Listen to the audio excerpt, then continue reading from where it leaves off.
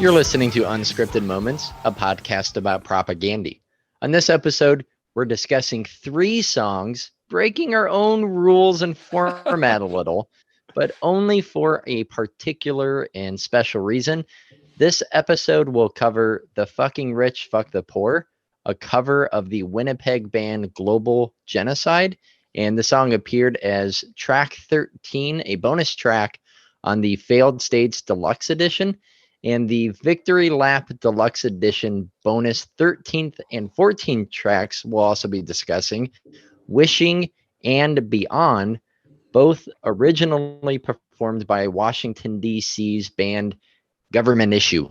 Yeah. So this is a weird episode, and I hope that the audience will go on this wild journey with us because we're mixing up our format here a little bit. Normally we do one song, one episode, but you know, there's a particular backstory behind why there's 3 covers on this episode, which we'll get into. But, you know, I was doing a little bit of digging into these bands, right? And so Global Genocide was a Winnipeg band in the 80s, and they were like hardcore, kind of like crossing over in like that 80s metal and hardcore scene in the city.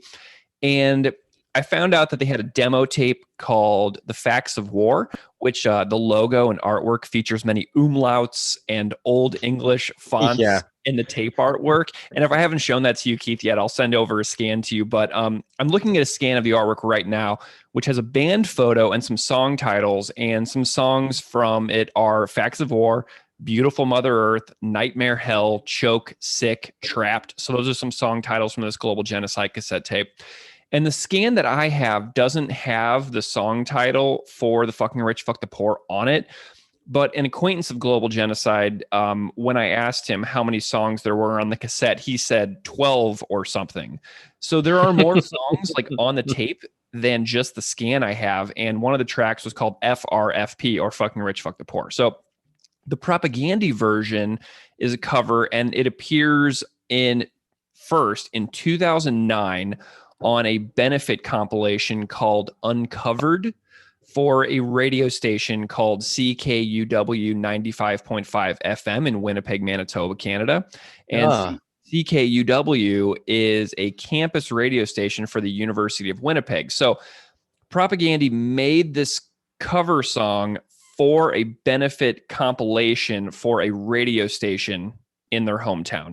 So cool. I know that it appears on the Failed States Deluxe Edition, like the digital edition, but it appeared several years before that in a local compilation, which I thought was really cool. You know what I mean? And so I found the Uncovered project. It has a Bandcamp, so you can find the whole album on Bandcamp. And the station manager of CKUW, his name is Rob Schmidt. He wrote, quote, "At least the initial premise was simple. Ask local musicians to cover an inspirational local artist." Okay, so who do we ask? What are the rules? Why are we doing this? Once again, we've discovered that simple beginnings can lead to surprising results. From making a list of artists to filling last-minute needs, it's been a product of late nights and hard work. Fittingly, it's exactly the kind of DIY spirit that has propelled our radio station and these artists through the last decade. We hope that you enjoy these tributes. We wanted to make something special that could only come from Winnipeg and from a station like CKUW. We wanted to celebrate the community spirit that is broadcast from our tiny studios. And we wanted to create something special that you would value the way you value CKUW itself. Thank you to everyone who contributed and to everyone reading this. You have fulfilled and sustained our dream of downtown community radio in Winnipeg. So that's from the station manager on the Bandcamp for this particular benefit album. Other artists on the record include John K. Sampson, as well as Greg McPherson, who is well known within Propagandhi circles as well. So it's a really cool project, a really cool radio station. And when I talked to Jord showed up on our Zoom call wearing a CKUW hoodie like last week. So this is like an important, ingrained radio station in the community that the band seems super into. You know what I mean? That's a great a benefit and a project as well. I think for me, coming from a place where if there is a DIY scene, I've never really been involved in it. And I think it's really easy to just go to Chicago and not really look to see the local bands that are playing in Hammond or in other parts of Northwest Indiana, and to really celebrate those the bands that are doing interesting things on their own, without the help of big venues or whatever. So that kind of makes me want to dig a little deeper and to celebrate the local music a little more. And how cool, Greg, that Jord sent over the scans of the album cover. And Chris also wrote commentary about global genocide for the compilation that reads, "The first time Jord and I saw global genocide was in 1987 at the Punk Douglas on Euclid. They were opening for Corpus Vile in Corrosion of Conformity.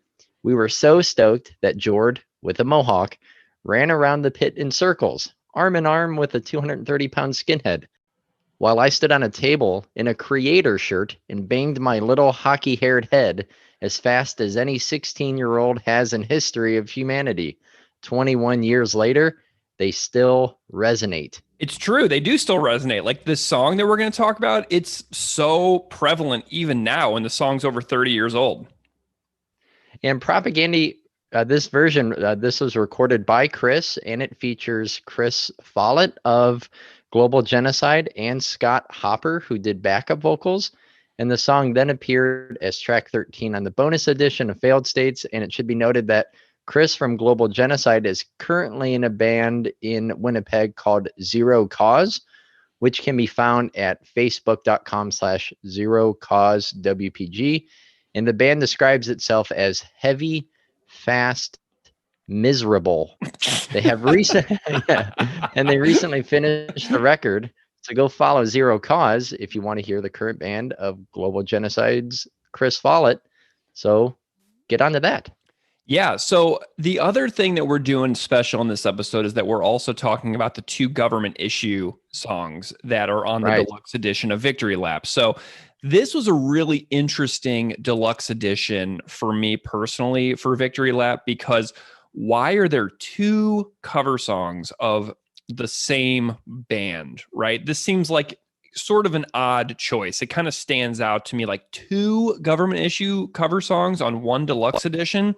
Mm-hmm. That just really stood out to me. So both tracks covered by Propagandhi on the Victory Lap Deluxe Edition appear on Government Issue's 1987 album You.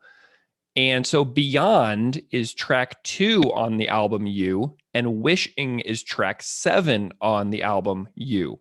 And the players on the original Government Issue were John Stab Schroeder on vocals, who passed away in 2016, as many listeners will know. Peter Moffat was on drums. Jay Robbins was on bass, and a lot of people recognize the name Jay Robbins as well, legendary recording engineer. And Tom Lyle on guitar. So Government Issue existed from 1980 to 1989, and they played a couple of shows here and there through like 2015. So in fact, just for fun, here is a clip of Government Issue playing Beyond in the year 2010.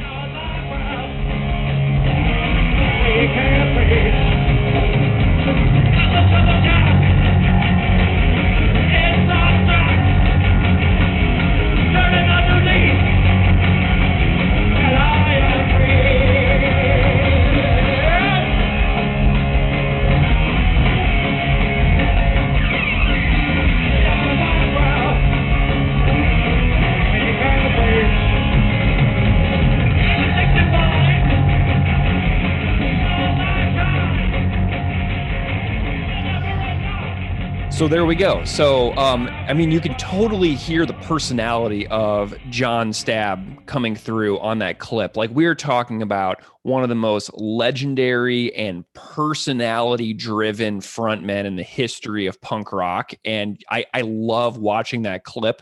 If you can find the video, you totally should, because John Stab's like personality on stage is so huge, right? And many punk fans will remember the news that John Stab passed away in 2016. And his website reads that John Stab Schroeder is an American vocalist in the Washington, D.C. area. And most people know him from fronting Government Issue. After Government Issue broke up in 89, Stab played in other Washington, D.C. bands like Stain, Emma Peel, Weatherhead, and Betty Blue. He was also in a band called The Factory Incident, and he recently sang for a band called History Repeated. And people may recognize John Stab from the documentary film Salad Days, A Decade of Punk in Washington, D.C. And in 2016, John Stab was diagnosed with malignant stomach cancer after a bunch of hospital visits. And, you know, he had been singing for History Repeated, like I said, but on January 19th of 2016, he announced at a show that he would have to go to the ER after the set of the band for appendicitis. And he was misdiagnosed. Wow. He was sent back home, but he was rushed back to the hospital in January of 2016, where doctors performed emergency surgery to remove 2 tumors from his GI tract. And Stab was quoted at the time as telling a doctor, just take care of this shit. We've still got things to do. So, wow. I know. Wow. So unfortunately, John passed away on May 7th of 2016, and Government Issue wrote, "It is with heavy hearts that we announce that at 7:43 p.m., May 7th, 2016, John Stab lost his hard-fought battle with stomach cancer. Our hearts go out to his wife, Mina. Rest in power, brother. There will never be another." So, Greg, we have 2 guests on this episode, which I know everyone is really excited for. We have Jord Samolesky of Propagandhi and Deb Sinha of Global Genocide. They're both here to talk about these songs. Yeah, so I'm really excited that Jord is here. So, you know, Keith, counting the bonus episodes of this show, we've done like 56 or 57 episodes of this show so far, and it's been so amazing that Jord Samolesky of Propagandhi is finally here. He's finally on the show. And I know that it's been a long time coming, and I know that people have been waiting to hear from Jord for ages on this podcast. But you know what? I'm glad that we waited this long to have Jord on the show, because it feels so special to have done this project with you for the last year, essentially, and then to basically have Jord on the show, like pretty much at the 1-year anniversary of starting this show with you. You know what I mean? Like, it's been such a fantastic journey that we've been on so far. We've heard from so many people who have talked about how much Jord's playing matters to them, what they dig about him as a musician, what a fun person Jord is, like his personality. Like, I'm thinking about my stories with Sue from War on Women, where she talked about being on tour and just loving Jord. And, you know, it's and so much more. Like, this guy is just so special. And so by the time I got to talk to Jord, I felt so great and excited about getting to hang out with him. And so Jord is the reason this episode is a triple cover song episode. The reason we're doing 3 songs is purely because of Jord. And when I reached out to Jord about picking a song to discuss from Propagandhi's discography, like we do with all guests, he said, "Hey, let's do that Global Genocide cover. Oh, wait, let's do those Government Issue covers." And I was like, why don't we do all 3? And he's like, oh, sweet. So I was like, heck yeah, whatever you want. It's great. So this interview is very long, and we talk about a whole bunch of stuff in this conversation.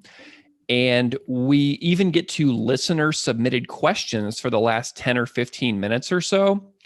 And so the first interview we're going to do is with Jord. And then when we come back, we're going to chat about Global Genocide's Fucking Rich, Fuck the Poor, which will lead us to our second guest, which is Deb Sinha. And Deb Sinha is a teacher and has been teaching theatrical sound design at York University in Toronto for years. And he leads sound design intensives and coaching, video courses, and guest lectures at the undergraduate, graduate, high school, and community levels. He is a percussionist and electronic music artist on the concert stage, both solo and in ensembles on various projects. And interestingly, in the 1980s, Deb Sinha was the drummer of Winnipeg's Global Genocide. So this is a huge action-packed episode. We've got all kinds of great stuff coming at you. So first up is my conversation with Jord Samolesky. So enjoy my conversation with Propagandhi's drummer extraordinaire. This was such a thrill, and I know that people are going to love hearing what Jord has to say. So we'll be back after Jord, and we'll see you then.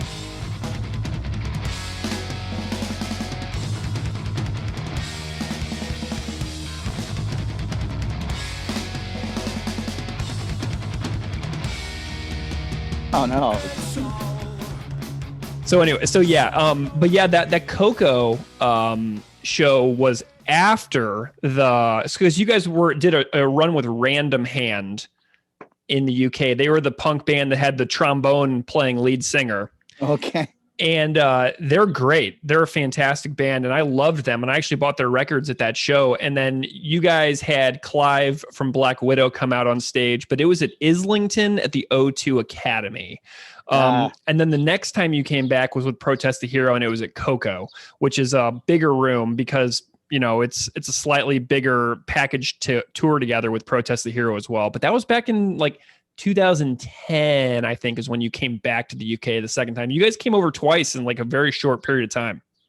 Yeah, that's, I think, why I'm kind of blending them together in my head. But I'm not sure if we went through the O2 thing. We're just kind of like, you know, this isn't really our, you know, I think it was sort of proposed to us, like, if you want to do this many dates, you know, like there's this new kind of thing out there, this new entity, and we gave it a shot, but it's definitely not our slice. But it's sort of one of these weird things where, you know, like if you want to play a venue with good gear and good equipment and that kind of stuff, it's sort of like sometimes it's like, okay, we got the good gear over here, happens to be owned by a bunch of assholes, and then we got this other place over here which isn't really set up for shows properly. It's going to sound terrible, and you know, the backline might not cut it, and it gets really, really complicated to make those decisions sometimes. But anyway, I think we're gonna have to revisit some towns, because in the States, I mean, it's always been this thing. If you want to play this one city, you're going to have to bend on that rule. There's, you know, some towns, like there's one venue of an appropriate size. You play the small place, you cut out half the crowd, some people are upset, and then you try to play two nights to accommodate the thing in the same town, and then the same people buy the same tickets, and the same people are left out sometimes. It's just it gets to this kind of weird run around. But anyways, we'll have to reevaluate all that stuff again. So well, you know, and this is I'm hoping that you guys are finding this time to be sort of a reflective, recharging period, that you all are maybe able to focus on some things in this last year and a half that like maybe you haven't been able to focus on in a long time, like being like trying to plan so much travel in throughout your lives. Has this been sort of a recharging phase for you at all?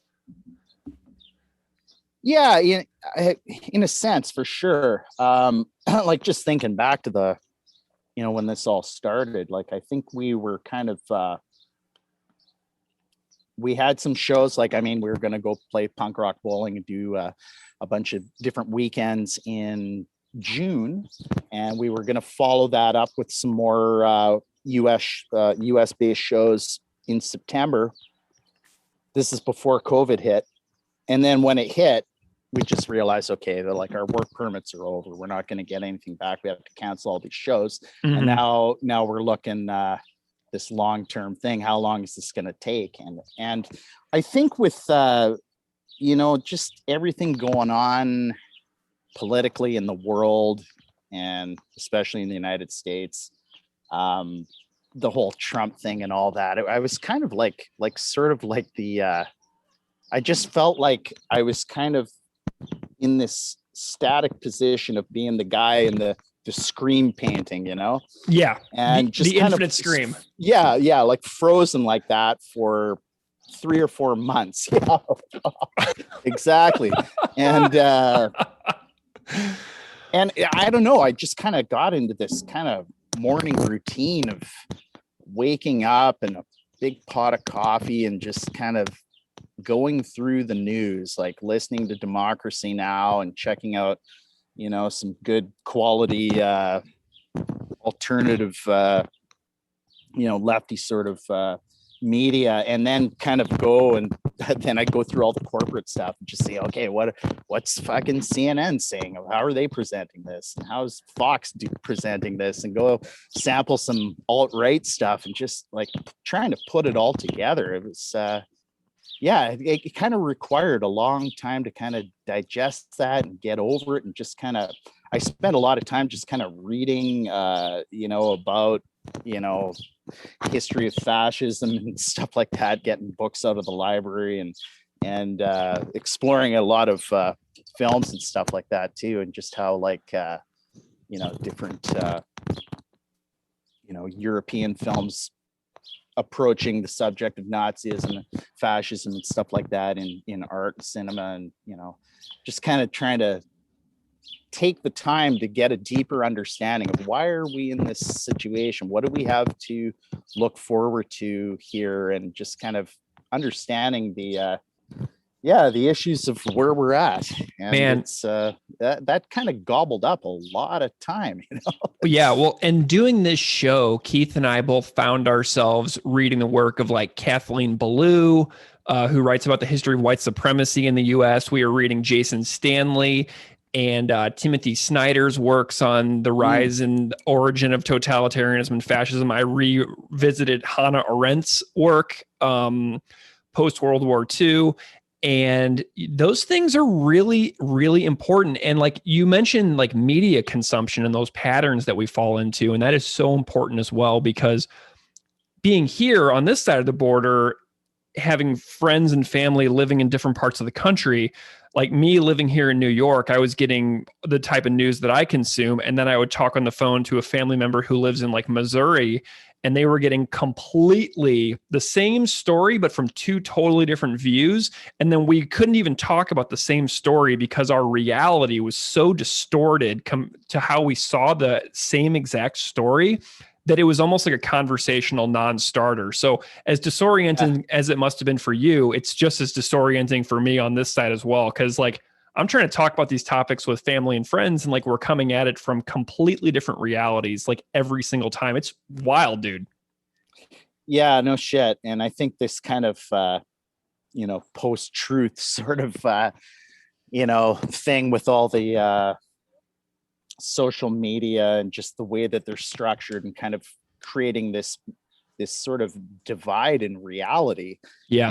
And I think that's kind of one of the scariest things to me, where people kind of, consume alt-right media and that kind of stuff, and then kind of say with this air of legitimacy, well, it's a choice. It's a choice of what you choose to believe in. I choose this. This is a legitimate narrative, just as yours is. Yeah. And it's really hard to take that. And it just, that's the kind of line of thinking that has me, I guess, deeply troubled. Well, and what's really interesting about this past year as well is I know that you guys recently had to cancel your appearance at Punk Rock Bowling because of the uneven rollout of the vaccine in Canada. Ontario is currently like having a disaster. Manitoba is having like a hotspot surge. But over here in the US, where we behaved however we wanted for a lot of the pandemic and behaved badly on the world stage and had record numbers of death and infections in the US, now we have far more vaccine than people are actually consuming. So we did whatever we wanted for the whole year, and then we got exactly what we wanted when it comes to the vaccine. So it's like the most American thing ever, if you think about it that way, because you guys were disciplined, much more disciplined in Canada in a lot of ways, and now are struggling with the rollout of the vaccine, whereas we did whatever the hell we wanted for the whole year. And now we have more vaccine than we could ever use because people just, started to kind of declined on the rates of taking it. So it's just been such a constant year of being like, I can't even believe this is happening. Like, why? Yeah. And I mean, I think the big thing now is to have those intellectual property rights waived, maybe. Yeah. Get rid of those patents. Yeah. I mean, I don't know. There's a guy on CBC talking the other day, like, again, how they present these things as two sides, and you have to have both sides represented. Yeah. Pro-industry guy, kind of like a quote unquote public health dude, basically just, fanning the flames of concern over, you let this patent thing go, and it's going to be chaos, and it's going to end up with a much worse situation. Like just pulling all these scare cards out about quality control and all that. Just complete bullshit. And anyway, I just hope that, this is kind of demonstrating the gap globally between rich and poor. And I don't know of a way, like considering the history of the last, hundreds, 500 years or whatever, but in particular, say the last 80 years and how, globalization was unrolled, and it's just proving to be this, funneling of money upwards and everybody else suffering. I think this is kind of like the big global divide of like, if some people can't get vaccines, how are they going to think of the first world and how we're treating them? And I mean, you're talking about, the American side, the Canadian side, we've kind of gone out of our way to gobble up as many, and we can't produce, we don't have the capacity to produce vaccine here just yet. But we've been, the Canadian government's been kind of making all these contracts and trying to get more than we actually need, with this idea that, we'll have to see what comes up. But they even went so far as to gobble up a bunch of COVAX vaccines, which are sort of destined for other, non-first world countries. And okay, well, we'll take 750,000 of those too, just get them all along. And then you read like how many countries in the world haven't had one vaccine yet. Yeah. Like there's many places that and that's where one. And that's where the variants come from that keep the infection rates going, even for those that are vaccinated. But you mentioned a key term there, the divide between rich and poor. And we're going to get into some songs here too in a little bit. And we're going to talk about a song called The Fucking Rich Fuck the Poor. But before we get to there, I want to kind of trace a little bit of a journey, because I sort of have this, I've been thinking about having a conversation with you for a long time. And what's actually really cool about you coming on the show after we've done like the first half of the episodes is that I've talked about you and your work so much at this point to where like I have a lot more of an understanding about like what the life of Propagandhi has been like. But something that I am really curious about is this lifelong partnership with you and Chris, right? You guys have known each other for so long, and I'm thinking about some of my dearest friends that I've known going back to like third or fourth or fifth grade. And like, I feel like Chris is like one of these people for you. And so I'm just curious about some of your earliest memories of befriending Chris, sort of like a retrospective about the early days of your friendship. And I'm just curious about like this lifelong partnership that you two guys have forged over the last few decades. And I'm just curious if you can have a story of some standout memories of you and meeting Chris and like being friends with him when you guys were younger fellas.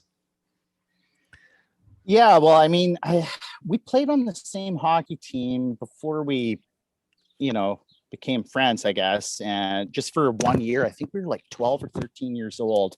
And he was, his family was stationed at CFB Portage, the Air Force training base there, just a few kilometers south of the town. And he actually went to a different school than I did at that point. But we ended up on the same kind of crummy tier 4 team.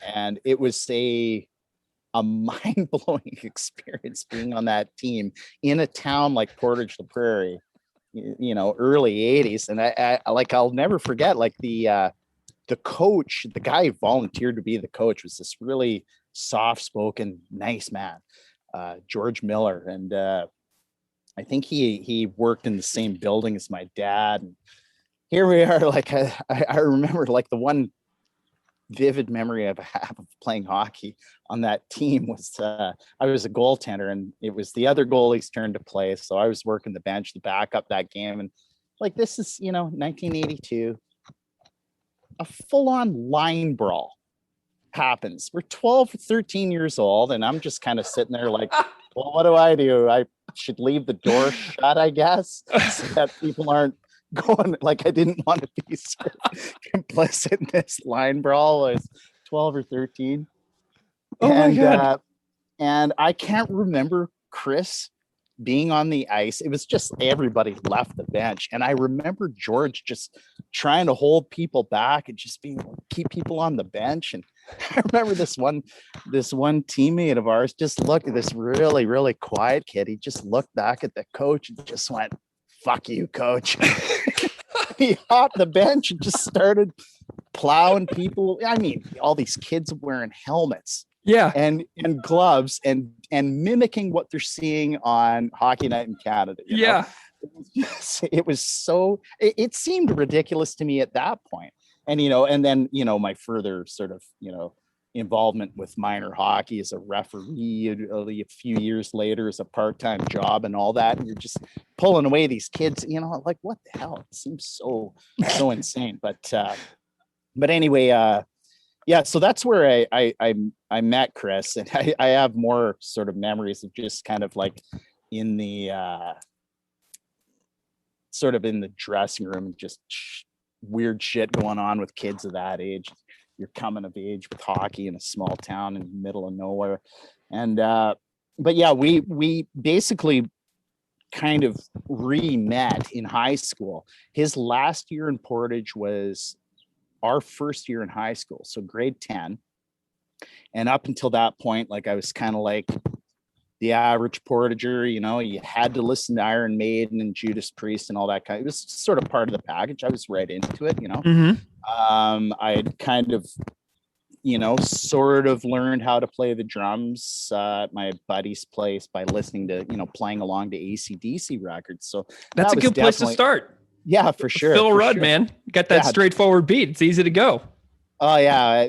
We had a blast. Like, that was before I had a drum kit. And, every once in a while, I'd go over to my friend Bruce's place, who actually has a credit on the Today's Empires, Tomorrow's Ashes album. But sweet.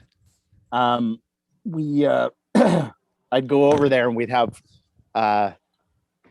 his older sister's LPs, put one side on, and one guy get behind the drum kit, and one guy plug in a microphone and sing through the speakers as the LP was playing. And then it would get to the end of the side, we flip the record and we change spots. Oh, and sweet. I was kind of do that, for Dirty Deeds Done Dirt Cheap and Let There Be Rock. I mean, you could only play the sort of slow, easier stuff. But anyway, yeah, kind of that's where I was at musically when I met Chris, kind of like, and we became like we sat across from each other in typing class in grade 10, and we were sort of, I guess, kind of like lab partners in the science class. And I think we had a French class too together.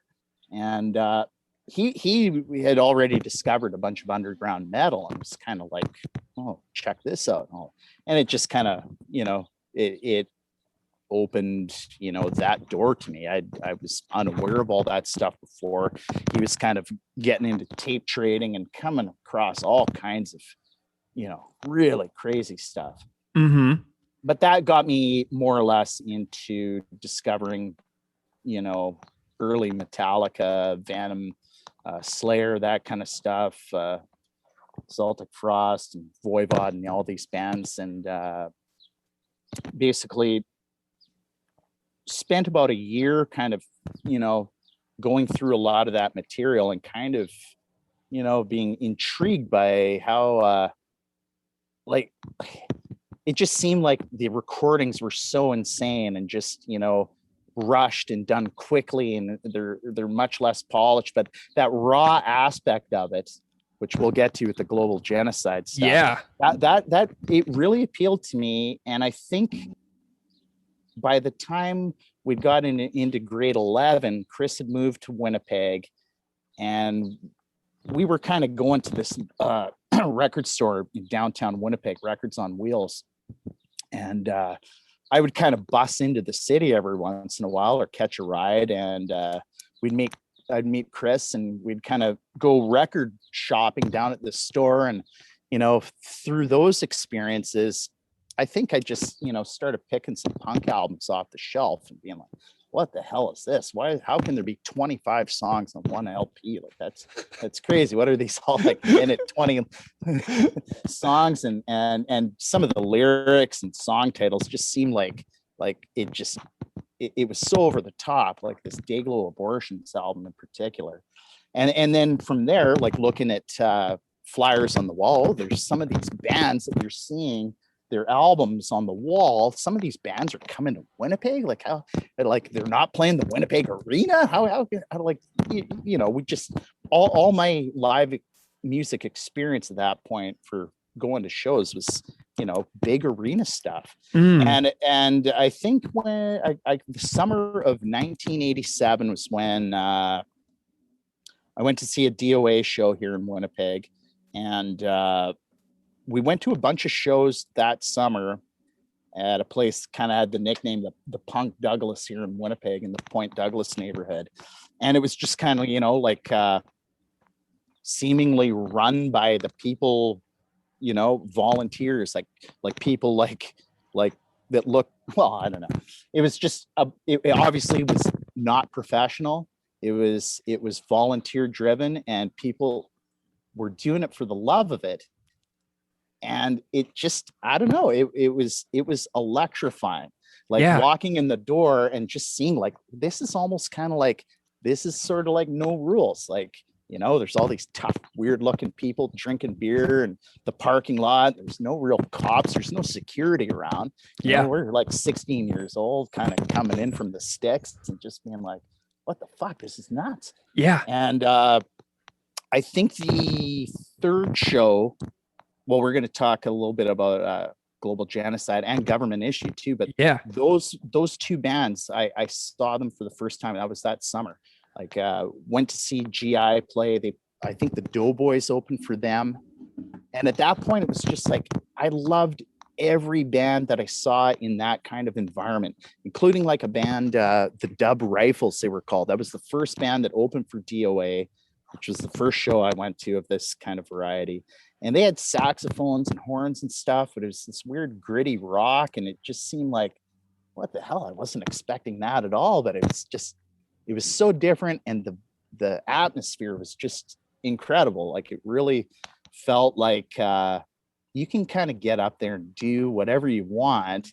And you don't really even have to be that good. You can just, it seemed like it was like, I don't want to beat the word accessible to death, but it seemed like, you look at the gear and it's like, okay, like that's kind of like the drum kit I have. It doesn't have to be a 20-piece kit with 4 kick drums and fucking this wall of fake amps and stuff. Like it was bare bones, stripped down, and the energy far surpassed the, my experiences at arena shows.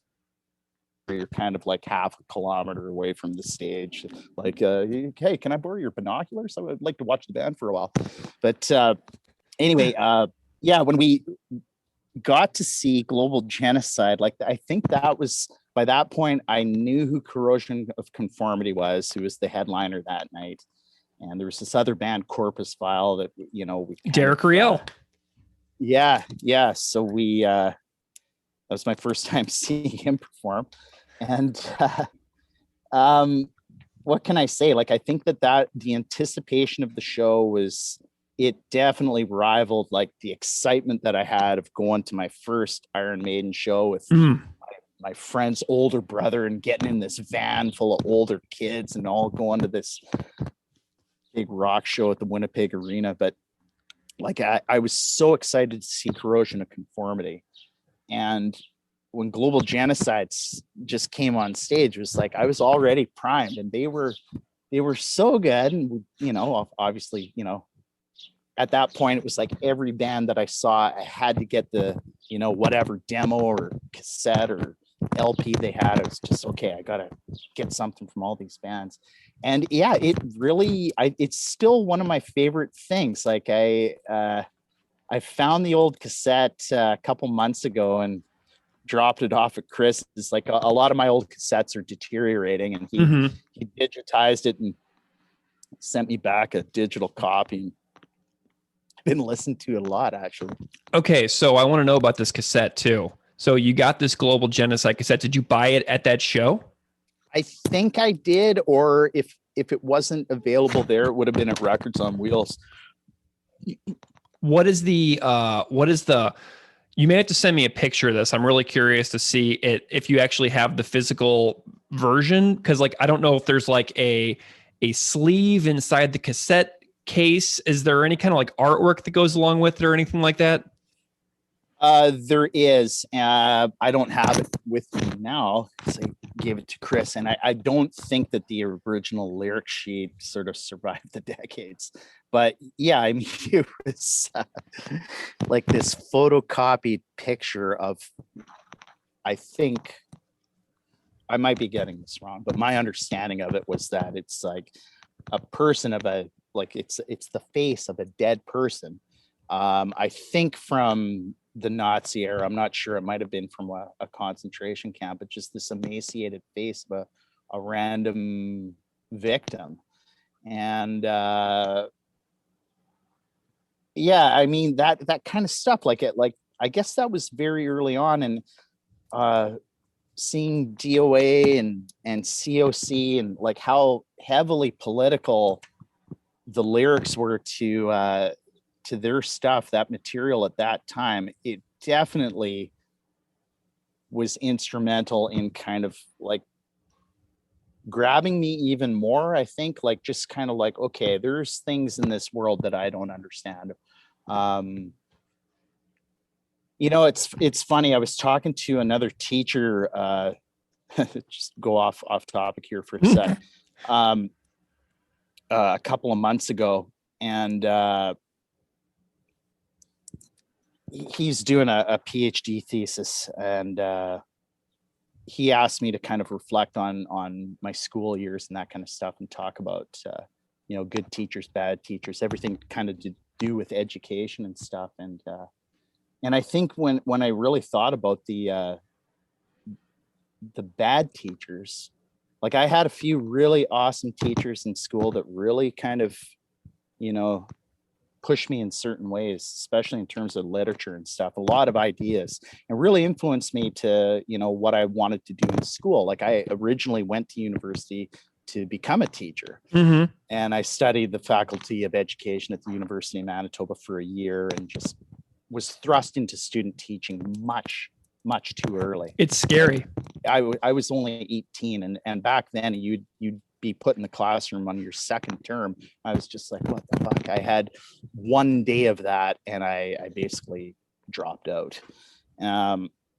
But when I thought of the bad teachers that I had, I basically came away with the idea that I didn't learn anything about history at all in school.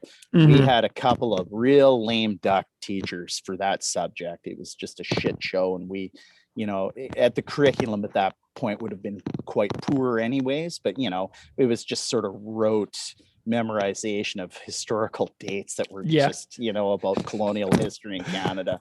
And it just made me think, you know, like that kind of shoddiness at that level sort of helped perpetuate, you know, like the colonialist endeavor. It's just like, you know, if you don't learn anything about your history, you're probably going to just go down this, you know, the same path without a critical perspective of it. So anyways, I think by the time that I was getting into this music, like the metal content was, you know, the lyrical content was much different. But when I started, you know, learning of more bands like the Dead Kennedys and Millions of Dead Cops was a really influential band at the time. There's a kid that lived in the same street that I did in Portage. He was looking to offload it. He didn't like it. So I bought it off of him. Heck yeah. And it, yeah, like those bands were very, very huge in those years of just trying to come to terms with the world that we live in, what the information that you're getting through media and through your public education up here didn't match, you know, and you know, all these things. It was really, really, what can I say? Global Genocide was I guess a band that completely blew me away. I only think I saw them one or two other times after that, before they broke up. And but like they looked so crazy and menacing. There were two very, very tall guys in that band, and one guy had this mohawk haircut, and they were all wearing fucking leather jackets. And they like, I remember them walking down the street to this venue to play, and I was the second time I saw them at this all ages place in Winnipeg, the Cauldron, later 80s. And it's like, okay, Global Genocide's playing tonight. Holy shit, here they come walking down the street. Look at these fucking guys. Holy Christ. Fucking like heavy looking fuckers. And yeah, so later we ended up becoming friends with one of the guys and stuff, and you know, all good. But it was definitely influential band, and them having that sort of graphic on the cover of their cassette and all, you know, just sort of like, you know, anti-capitalist kind of, talking about rich and poor. Yeah. Like, when do you ever, I didn't understand why, like, what the hell, where are these guys talking about this? Okay. And then, you know, as I kept kind of getting into the punk scene and that, it just kind of, I realized it was kind of providing me with a framework to understand the world, you know. Totally. Yeah. So a lot of those bands, like they were certainly influential, especially like for me, the Dead Kennedys were a really, really big band for just trying to figure out the world. Yeah. You know? Man. Okay. So I know that every listener out there is resonating with what you're saying, because for many of us, Propagandhi is that band. So like, it's so cool to hear about your entry into thinking about the world and how you got to that through music, because you guys did that for so many of us, which, you know, I'm not just trying to like blow smoke here, but like the band, the way that you came into this music and learned from it, and then the way that you pass that down to all of us, the fans, it matters. You know, it's really cool. And I want to talk a little bit about Failed States here, because you guys recorded a song by Global Genocide from Winnipeg called The Fucking Rich, Fuck the Poor for the bonus tracks on that record. And, you know, being in a studio is super hard work. Recording a song in a studio is insanely difficult and time consuming. And you didn't have to record this song. Do you know what I mean? Like, this was an optional thing that you all did. And because you have to spend a lot of time recording, and, you know, you're recording this song by this incredibly obscure band at this point. And I'd want to know why you chose this particular song, and, you know, what this song may mean to you, because like, this is a song that's not widely available. It took me forever to find a version of the original version from the cassette tape. I had to get it from a guy on Facebook in Winnipeg who sent me an MP3 after he digitized the cassette. Like, this is an obscure band. So tell me about why you picked this song for the Failed States bonus edition, because I'm just curious about your thoughts on this particular song. Well, actually, it was recorded a little bit earlier than that. I think it was done in 2009. Okay. I'm thinking late 2009, maybe early 2010. It was, we were approached by CKUW, which is that your shirt? Are you wearing that? Yeah, I'm wearing it. Dude, there you go. You got the CKUW hoodie on right there. Love it. Yeah. Best radio station in Winnipeg by far. Anyway, yeah, we were, they would do their annual fund drive. You know, it's kind of like listener sort of supported radio. And we'd usually sort of shoot a donation to the station every year. And they proposed this idea: what about local Winnipeg bands covering local Winnipeg bands for a benefit, like for a CD that was, I think, put out, like if you gave a certain amount of pledge money, you would get this compilation CD. Sweet. So that's where it originally appeared. It was for that effort, and then we sort of, you know, used it, you know, for the Failed States as well. Did you guys record it with JP, or did you record it at Chris's house? How did that go down? Chris's basement, and we actually got the original singer for Global Genocide came over to do some of the backing vocals with Chris and Hopper, Scott Hopper, actually, our dude sort of original bass player. Okay, so you got the Global Genocide singer to come over. Is that how you guys found the original lyrics? Because these lyrics are not on the internet, and I'm curious about like how you made it accurate. Well, there was a lyric sheet with the demo. Okay. I do remember that. I don't know whatever happened to it. I'm not sure if Chris lost his copy as well, but anyway, I found out that just about a month ago, actually. Nice. Okay, cool. Well, let's move on to another bonus tracks album selection. You've alluded to Government Issue a couple of times. So we'll talk about Today's Empires just a little bit, but I want to know a little bit about the Victory Lap Deluxe Edition as well, which contains not one, but two Government Issue covers, Wishing and Beyond. And we already did the episode for Technocracy whenever we talked about the Sacrifice split 7-inch, so we don't have to talk about that one. But I am really interested about the backstory behind choosing not one, but two cover songs by the same band, Government Issue. So whose idea were these? Why were these two particular songs chosen? And just start there. Yeah, well, we'd at that point, we knew the band War on Women, you know. Yep. We'd done a bunch of tours with them, or a lot of dates at that point, and yeah, we got along with them really great. Awesome band. And their drummer Evan, at the time, he's not with them anymore, but he was kind of he'd been asked to be the drummer for Government Issue. They were doing some reunion shows and a few shows here and there, and my partner Dee actually got to see them play at Riot Fest in Chicago. I think it must have been 2015. Nice. And she brought me back this Government Issue t-shirt that I kind of made a point of trying to wear in every sort of press photo or any kind of thing that we had going on.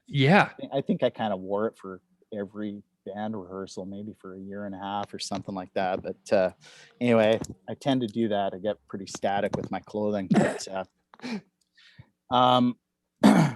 anyway, over that time, Evan approached us actually. John, the singer, had gotten quite ill, and he was trying to put together kind of a compilation of bands that love GI, and he wanted to do something. I don't know if it was so much as a fundraiser or anything, but anyway, just to kind of acknowledge the band and their work over the years, and perhaps provide some financial relief. And he ended up passing away before we were able to I don't think anything ever came of it. I'm not too sure what bands maybe submitted or were in the process of submitting stuff, but we were rehearsing to record Victory Lap, and we just thought, let's give this a shot. We recorded those tracks actually at our practice space, at least the drums. And yeah, I don't see the album that those came from, which was their second last album. That was the material they were touring on when I first saw them play here in Winnipeg. And that was like my second or third punk show. And they were just so sort of off the wall, different. They had, they started off kind of as a hardcore band, but even like a little different, like not a macho sounding, heavy, chunky hardcore band. It was sort of like, more mid-high frequency sounding, kind of driving, just weird. It sounded like, wow, I just didn't get the recordings. But I kind of ended up, going back and buying their early stuff. And that album is one of my favorite albums of all time. And the Crash album too, I think, is really awesome. But it was a cool band just to sort of map their progression and their evolution over the years. And I thought that they ended up making some really, really great pop music. And so I can't remember how we actually decided on which songs to cover. I think those ones felt like, okay, these are kind of within our reach, but we were busy working on on Victory Lap and getting ready and all that. And I felt like it was a little bit of a rush job doing those tracks. And I wish, kind of in retrospect, we get another stab at doing them. But anyway, it's, what can I say? Like, Government Issue over those years, like I found the drumming in particular, as I was kind of learning to play that style, like Pete Moffat fucking blew me away. He was just a fucking amazing drummer, and combined kind of these different styles, and just kind of, he played so hard, and fuck, it was just really, really rocking in a really exciting way that didn't seem formulaic or sort of steeped into, you know, the same old kind of song and dance. It was different and really original. I just love his drumming on those two albums. Just all right. So I want to know a little bit more about this drumming too, because like when I listen to the original songs by Government Issue, it sounds like you playing drums, because to me, you have that really heavy tom work that you're really well known for, where you like have this like this floor tom where you sort of like emulate a double kick feel, and it goes across all of the Propagandhi recorded drumming, right? Like it's super prevalent starting in Less Talk More Rock to me particularly, and it goes all the way up through Victory Lap. Like you have these things where it's like, that sounds like Jord. But when I listen to these Government Issue original songs, it almost sounds like you. I feel like you take great inspiration in your drumming from Government Issue. Like, do you see that as being like a direct connection to the influence in your style of playing, where you really work that floor tom? Yeah, well, yeah, certainly Pete Moffat, and I think John Wright from No Means No. Oh yeah, they're probably my two biggest influences, like punk rock drummer influences, I would say. Man, yeah. You guys should do a No Means No cover someday. Yeah, I mean, shit, last March, there was somebody who was getting ready to try to write a book on them, and did an interview with that guy, and I kind of really heavily revisited No Means No last March, April, I think. Yeah, and I think they are my favorite punk band of all time. And certainly us getting to see a lot of Western Canadian bands coming through Winnipeg, like that was the most, if you're going to see a band in the later 80s, there's a good chance it was going to be No Means No or SNFU or DOA. And amazing. And all those bands had these incredible drummers, like really, really great drummers. And I think that was one of the other things that kind of drew me into that kind of music, you know, like I'd previously, like, you know, liked Maiden and all that stuff, like I said. And then, the underground metal, where there's all these, lots of crazy drummers, but seeing these bands live and being able to watch it and being like, okay, these guys are fucking from Edmonton. These guys are from Vancouver. It's not like somebody coming in from London or New York or something. Yeah. It just made me feel like this is attainable. We can try to do this, man. And I have a lot of fond memories of those shows. They were some of the coolest shows I think I've ever been to. But go ahead. No, go ahead. Can we chat about the impending re-release of Today's Empires for a few minutes? Yeah, for sure. Oh my God. Okay. So I want to know a little bit about your playing in the Empires years because of this re-release. And so, we're talking about your drum style and your approaches and some of your influences and things like that.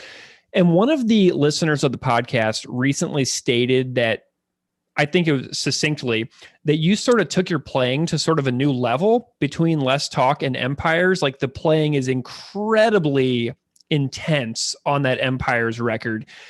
And I'm wondering if you have any specific memories of those years between 96 and 2000 running G7, about maybe any variables that allowed you to change and grow and adapt as a drummer, because the styles between Less Talk and Empires shifted quite a lot. Do you have any specific memories of those times in playing? I do. Can I share them with you after I take a whiz? Yeah, totally. We'll have a pause. I just have to. Yeah, if we can. I totally had fine. Too much coffee. Okay, I'll be back. I'm going to get some coffee too. Okay, 1 minute. Oh, my child.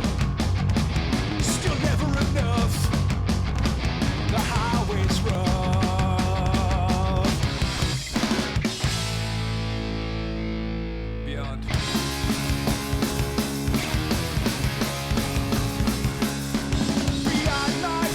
I just trampled one of my Alabama tomato seedlings. God damn it. That sucks. Fuck. Yeah. Okay. So, Do you remember the question? yes. Launch into it. I'll just leave it. Okay. Yeah. Over those years, like after Less Talk, we spent, I guess it was 5 years Mm-hmm. to our next release. Out of breath. It's okay. Sorry to the listeners. I had to take a whiz break. There's a reason why our sound guy refers to me as Baby Bladder. Oh boy. So, we started like the second iteration of G7 Records. Chris had kind of, had that project developed as a kind of an underground thing, and we kind of took some effort to put it above board, make it legit, and kind of do like a real sort of honest try at having a label, which was a lot of work. Mm-hmm. And going, that was one of the reasons I think like we were sort of spending time in the label, time in the band. So a lot of time was kind of going by, and we did some follow-up tours for Less Talk, and then John ended up leaving the band, and we had Todd join. And I think over those years of Todd joining, we did some tour dates with him before we really tried to focus on the Empire's record and creating that. And I think like Todd's, what he brought to the table in terms of playing and his upbringing and musical history and all that kind of stuff was a lot more similar to Chris and mine. And I think in it, like the best way of maybe just, I don't know, looking at it is like John ended up doing the Weaker Thans, which I think is, more reflective of his sensibilities. And when Todd joined, it seemed like, okay, now we're all these sort of latent things, the heaviness, speed, and all that kind of stuff. It was kind of like, okay, now we can kind of go down this path. It felt natural. Yeah. And all these, influences that Chris and I had, or drumming influences and all that kind of stuff. It felt like, and also like slowly getting a little bit better at our instruments. It felt like, okay, now we can start throwing some of this kind of stuff in and all that. But certainly like our obviously our direction kind of changed at that point. And with the pushing and pulling about the speed issue and all that kind of stuff, it certainly pushed me into areas where it was like, areas that I hadn't really gone down, and had to figure out stuff and really put a lot of time in to try to get up to snuff on a lot of that stuff. Mm-hmm. I think at some point I started using this book, Master's Studies by Joe Morello, I think his name was. And it was sort of like this real go-to book of drum rudiments and exercises and warm-up techniques and all this stuff, and ways to kind of improve your dynamic playing and speed and all this stuff. And there was a framework, you sit down and you could spend your whole life on these exercises, just kind of, with different points on a metronome, practicing them up and down. And I think I put a little bit of time in using that book in particular. That was my one sort of study book for drums. Nice. And that definitely helped me out quite a bit. Yeah. Chris, go ahead. Oh, I was just going to say that prior to that, it was always a challenge to find a space to play and make noise. Like drums is an instrument that, you drive people nuts. I'd drive my dad fucking crazy. Like I had this, when I still lived with my parents and was trying to learn how to play, I'd rip home. I had a paper route, and I'd rip home after school to be able to play for like 45 minutes before my dad got home from work. And then the flicking of the light on and off was the signal to stop fucking playing. Dude, that was me too. My mom would flip the light switch at the top of the basement steps, and I'd be like, done. Yeah. Same thing, because I played drums too, and it's so. Do you play like an electronic kit or anything in your house now? Like, do you have anything in your house at the moment? Yeah. I have a small little room in the basement, a dingy little hole where I have. We have a couple of kits. So I have one here, and then we've still been paying for our studio space for the last year and a half. We haven't used it, but we have a kit there as well. Nice. But back like in the early years, like when I moved to Winnipeg in 88, like I thought I had it all figured out. Fuck, I'm gonna live in this university campus residence and we're gonna jam in my fucking dorm room, like no problem. And love it. I just thought, like, I was naive. Like, people crank their stereos all the time. It wasn't ever as loud as us trying, like Chris turning up his guitar to get over the drums, and we had oh my god. I think we attempted to jam in that building in 3 different locations. The first 2 we were shot down within minutes of playing, like with people barging in on us and saying, "What the fuck do you think you're doing?" And it's like, what? There's a problem. Like, that guy's I live here.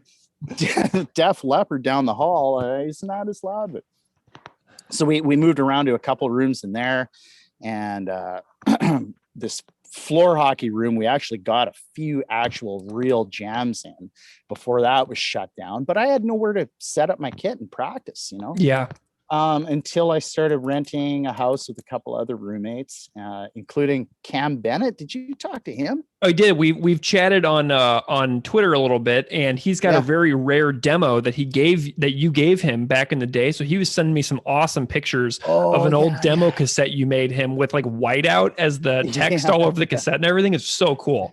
Yeah, I custom made it for him for that one. Yeah. So when I got to that rental house, I lived with those guys for 8 months, and I think we had a couple of jams there. I don't really remember John being over at that house at that point. I can't.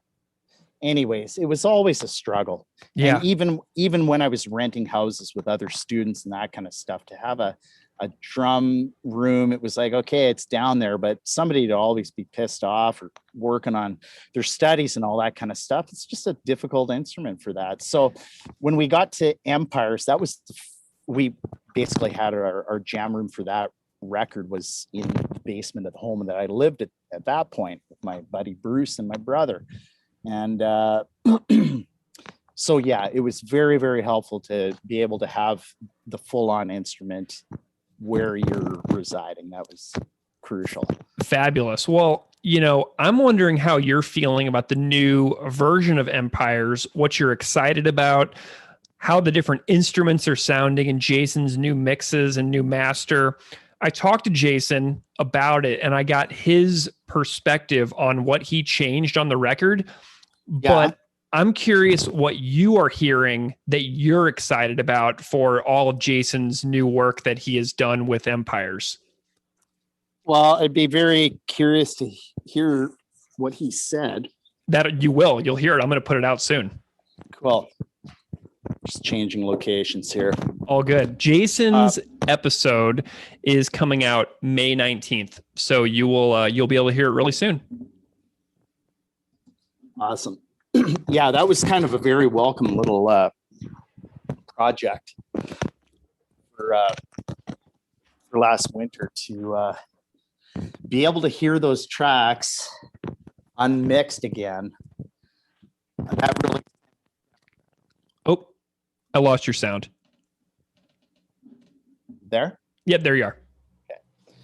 That really sent us down quite a crazy rabbit hole of old memories and kind of like, where did this recording kind of go haywire? Like, it was a really, because we have these distinct memories of it being like, holy fuck, we're very, very, very happy with it pre-mix, and then a bunch of stuff happened where it's like, what the hell? It didn't quite come out as we'd anticipated. And I think that really kind of carried over into like this kind of like realm of, self-doubt and stuff, and the process, and not having faith in like these big, long recording sessions that were, quite costly, and just kind of like, like how much, like, are we going to just spend all this time in the studio for something that we don't even really necessarily like it seemed kind of wild.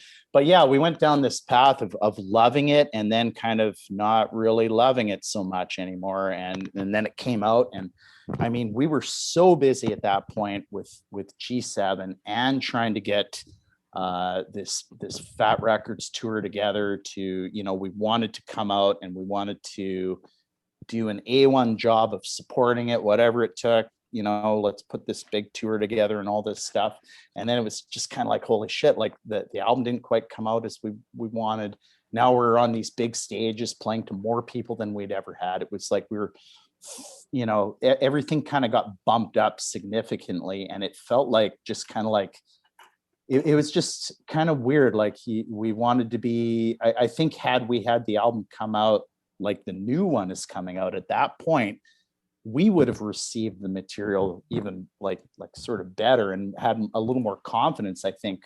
But I think we just kind of had this hangover of questions and self-doubt and what went wrong. And I think ultimately we thought we were going to have a better album than we did. Mm-hmm. And yeah, so when we got these tracks sort of sent to us digitally, and we're going over it all again, and with Jason and doing the remixes and stuff, and listening day to day, it was pretty exciting.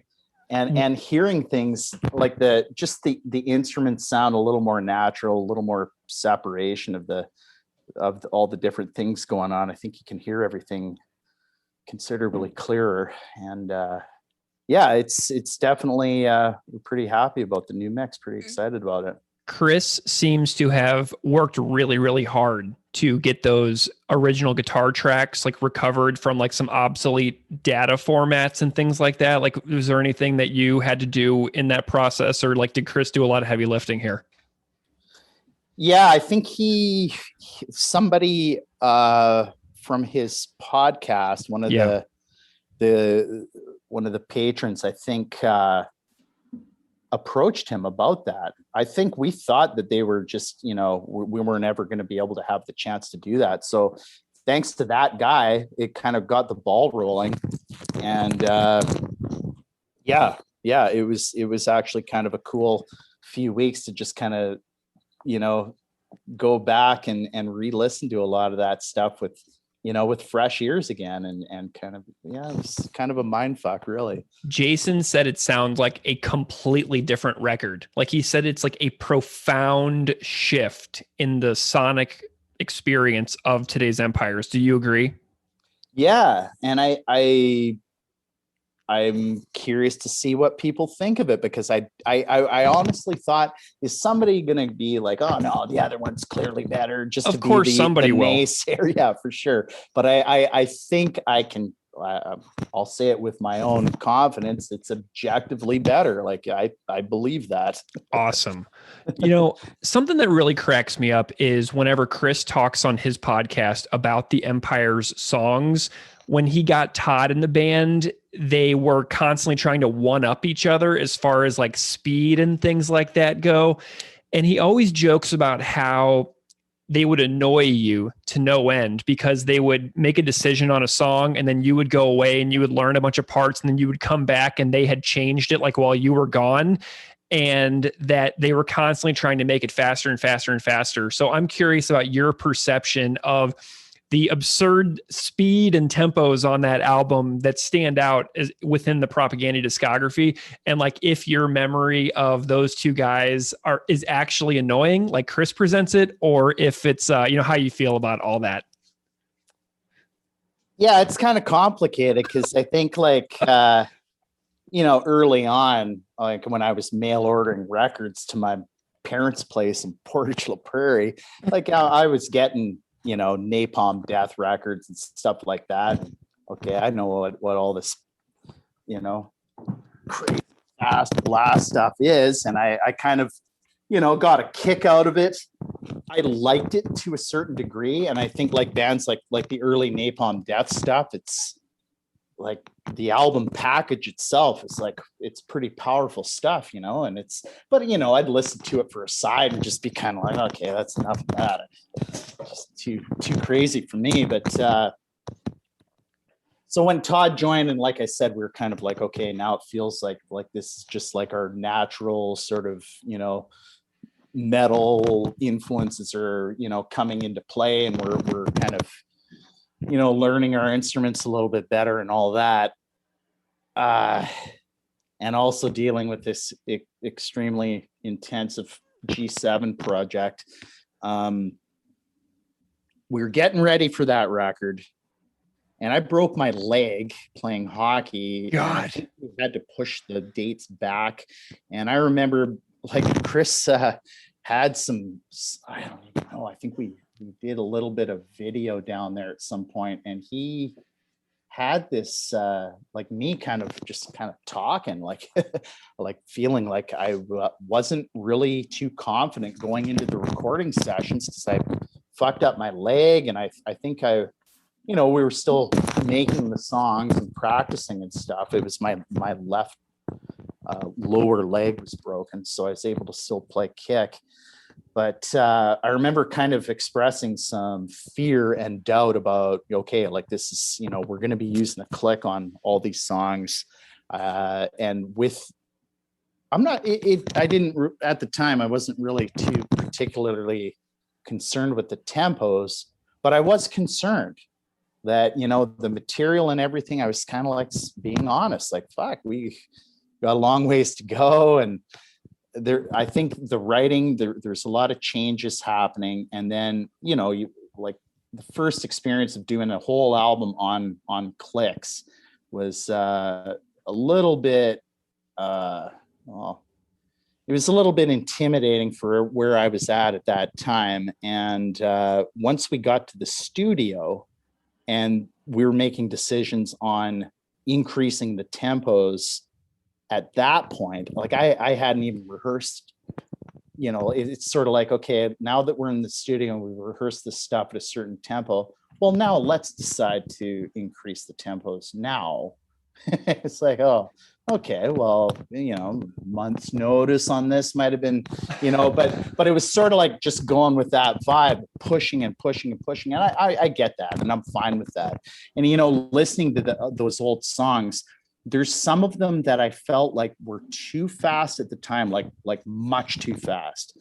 And like Today's Empires in particular, that song, I remember some versions that were, not slow, but they were definitely down a couple of notches on the old metronomes. And I just felt that they had a little more space, and that the melodies kind of came through without it being,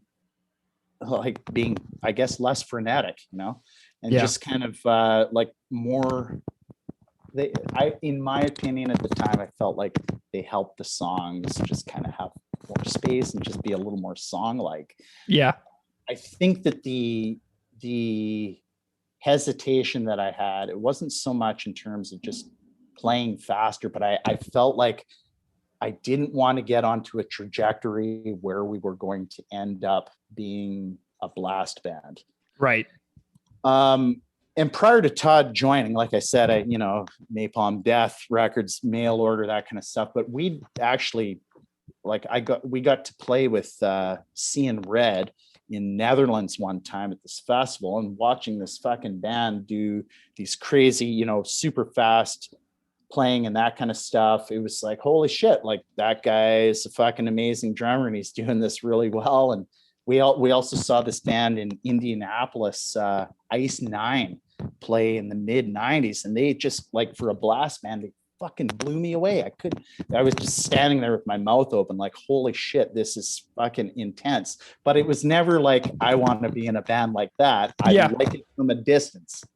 in small doses. And I think that's kind of ended, over the years, when we've added little bits of that kind of style of playing into our stuff. It's been, in measured amounts. And I like it in that way, as a dynamic sort of feature. Nice. But yeah, with the Empire stuff, I think I was mainly concerned about it being a runaway freight train. And it was just like, oh man, we have to draw the line somewhere. Yeah. And there are some songs on that album now, like Purina, I do think is a little too quick. I think there's at least a couple of sections of that song where it could have been pulled back and it would have been maybe a little more effective, but that's my subjective little 2 cents on that. I love it. Well, Jord, I've got some listener submitted questions that are meant to be answered quickly. I know that I'm punishing you with time. I apologize for that. All good. But I'm wondering if you can answer a couple of listener questions for me. What do you think? Of course, for sure. Okay, so you can answer these as short or as long as you want. What is the most difficult Propagandhi song to play for you as the drummer? Oh boy. Well, there's some stuff that we don't play anymore that's so far out of our live catalog that I can't even really maybe something that's relatively active. Yeah. Well, Comply Resist is definitely one where I like playing it. It's a fun song to play for sure. Mm-hmm. But it's definitely like and that's one that has to be, you can't slow that one down. When we're playing Purina live, we haven't played it in a while now, but towards the end of us playing that song live, we actually did bring the tempos down, sort of back to a more comfortable live playing sort of thing. But Comply Resist is one of those tunes where I have to take about 5 really deep breaths, like, okay, I look at the set list, that one's coming up, start taking your deep breaths now as the intro's kind of coming through. And I have to, like control my breathing kind of as we're playing. And yeah, there's a few things just with muscle memory in that song where I have to be really conscious of like, get that arm over there and start bringing it over as fast as I can to get that next beat on time. And it's definitely challenging, but I really like playing that one. Are there any, so the next question, are there any songs that if people in the band brought up about reinserting into the set list that you would flatly reject as the drummer, be like, no, I don't want to do that one? No, I don't think there's any songs that, I could be game to do, I think, any of our stuff. Yeah. Okay. What about your philosophy of double kick? In terms of like double kick versus that sort of floor tom. Yeah. Well, like would you combo-y thing? Would you do that later coming up in the future in ways that you haven't before? Possibly. I don't know if it, like on Victory Lap itself on that track, mm-hmm. There is actual like double kick on the very end of that. That's sort of real double kick. Yeah. And that's the only, I guess that's it. That's the only time that we've done that. I do remember we tried late going into Potemkin City Limits, we actually took a stab at putting double kick into America's Army during the choruses, and it just didn't work out. Like I wasn't well enough rehearsed with that. It seemed like kind of a late ad, and it was kind of like, all right, I'm going to have to give that a shot in the studio. And I remember, going in early and trying to work on that before the sessions would start when we were recording the drums in Vancouver. And I couldn't get it up to snuff. Yeah. Okay, cool. But that said, John Wright and like you're saying, Pete Moffat, like that kind of thing, it threw me for such a loop when I heard that the first time, because, obviously I like the double kick and the Slayer albums and all that kind of stuff. Yeah. But when I saw those guys play, and it's kind of like, hey, what's going on here? And then, oh yeah, you can kind of do that. And I'd always kind of lean to having a really low tuning on my floor tom anyways. Mm-hmm. And it just sort of, I don't know, it sort of fit the thing. One less drum to carry around, fit on these small stages a little easier without gobbling up too much space. And it just kind of became part of the toolkit, more or less. Nice. I won't say that we'll never do real double kick again. It's a possibility. I tell you what, man, that ending of Victory Lap is so special because of that standalone moment and because of the fact that you had never done it before. It really gives that track a special place within the catalog because of that one moment. Like, you're looking for these unique things that bands do that you have never heard them do before, which is like, yes. So it's a really standout moment. So if you never did it again, like, it would be like totally fine because it's there when you need it. You know what I mean? Cool. So next question, do you still have the cutoff shorts from the Failed States promo photos? Yes. Hell yeah. Yes, I do. And I look forward to... it's funny. I have a story about that. Was part of my stage gear for a side band that Dave and I did that Nice. Lasted for 2 shows. It was we put together. Hey, when you were in Saskatoon, did you ever go to a wedding social? No, I don't think I did. Or hear the term of the wedding social? I don't know the wedding social. Is it like a bachelor party or something, or a stagette party? It's kind of like a pre-marriage party, like an open, like you rent a hall. I did go to one. I went to one. Yeah. At a golf course. Yeah. Oh yeah. Okay. So when my sister got married, I think in 2007, was that long ago? Anyway, we decided to put together, this wedding social band, and we just kind of drew from it, like, all the wedding socials I've been through in the 80s, all the classic tunes, like all this, kind of cheesy can rock and some, kind of corny top 40 stuff. And we had this pretty wild set list. Like, it involved like Boney M and fucking, holy shit, Kim Mitchell. Awesome. All kinds of 80s tunes.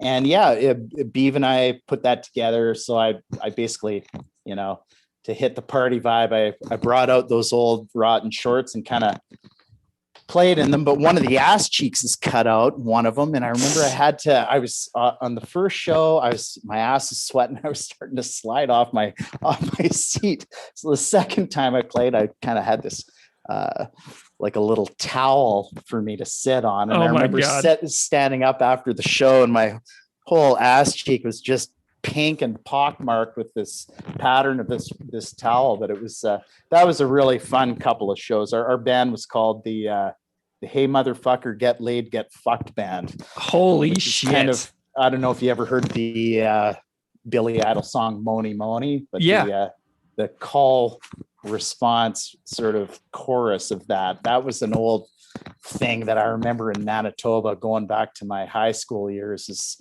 when he says Moni Moni, the crowd responds with, hey motherfucker, get laid, get fucked. And the whole, like, every time I go to a bar and they play that song, it was like this sort of thing would happen where the whole crowd would be screaming that out loud. It was this bizarre phenomenon. I don't know where it started or how far that kind of thing took off, but that was anyway, that was the last time I ever wore those things, but I do have them, and I just recently packed them away. So I have my fingers on them. They need to go into the punk rock museum that Fat Mike is making in Las Vegas. Oh boy, I forgot about that. Oh boy. That was a very well-timed drink, by the way. I'm glad you didn't spray your water all over the computer there. Okay, next question. Somebody wants to know about your day planners and your archival records that you keep regarding Propagandhi shows and touring and recording. Well, that whole daytimer thing, that was very much a like out of necessity, especially like mid 90s to 2003, 2004. Like I was living with that daytimer next to me. There was just so many different task oriented things to take care of with the record label, and then dealing with the band stuff. It was an organizational friggin' nightmare. and that's what, like, I absolutely needed one of those as an organizational tool. Yeah. But like over the last, I don't know, 5-6 years, I haven't really bothered with them. I still have this habit of buying one every early January, but they more or less just kind of collect dust. And over COVID time, it's been like every day's been kind of the same. So yeah, nice. Okay, next one, marijuana preferences. Oh, sativa in the morning, indica in the evening. Nice. Are you experimenting with edibles, varieties? Is it all smoking? Like what's going on with that? No, I tend to vape. I'm trying to smoke less, I guess. Edibles, I find just kind of like, it's hard for me to get the dosage or like have the dosage be the same all the time. Yeah. You think you're taking the same amount, but it's always kind of a crapshoot, and it leaves me kind of feeling sluggish the next day a lot of the time. So gotcha. Well, I'm glad I asked that, because I interviewed Chris for 45 minutes just about ayahuasca whenever we talked about duplicate keys of Caro. So I'm glad to have your take on that. I know the listeners were curious about that as well, because that's I've heard some stories about you having a smoke with some people in the parking lot at shows and stuff, and it's really great because people love that. Yeah, I find like on tour, especially like when I can't drink or do anything before we play shows. Like occasionally I'll have a hoot around sound check or that kind of stuff, but largely the hours before we play, it's this kind of weird this comfort zone with just eat 3 to 4 hours before playing, drink X amount of, water, and just kind of, do your warm-ups and all that kind of stuff. And I feel like I'm so jazzed up after playing, and then you got to relax and kind of try to get to sleep for the next day and all that. I really feel like it's a lot like playing beer league hockey when you're stuck with the shittiest ice time, like 11:50 start time, and then you get off the ice at 10-1, and I could never sleep till fucking 4 a.m. So I need something to kind of help bring me down to relax. And that's like, yeah, I always look forward to kind of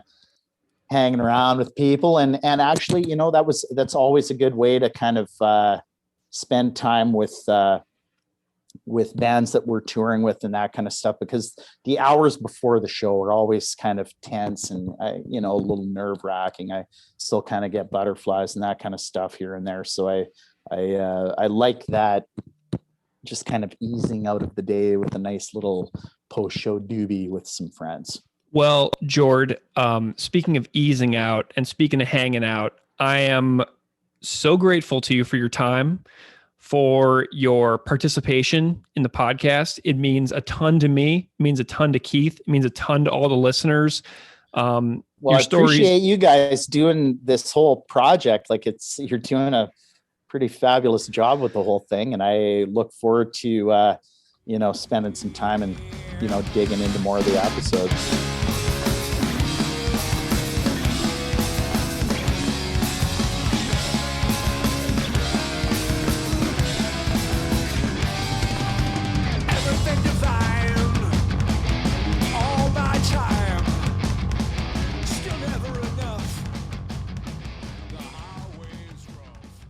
Okay, so that was my conversation with Jord Samolesky from Propagandhi. Like, what a thrill.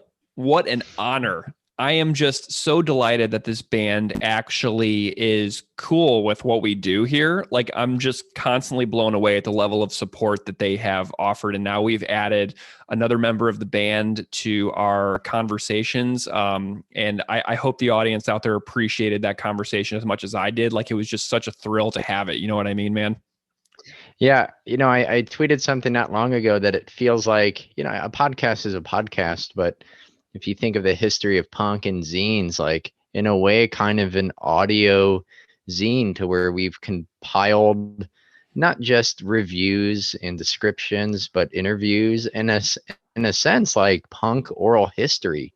So to hear from people adjacent to the band, connected to them and the band themselves, like members themselves, and to hear their history and their experiences and their insights. It's pretty wild since they were doing this when I was, essentially I was still a toddler. Yeah. We're going to get into these songs now. And we're going to spend a bit less time on each one than we normally do, considering these are covers and Jord already said so much about them. So before we discuss Propagandhi's rendition of Global Genocide's Fucking Rich, Fuck the Poor, we have to show you the original song. So here is from Facts of War, Global Genocide's The Fucking Rich, Fuck the Poor.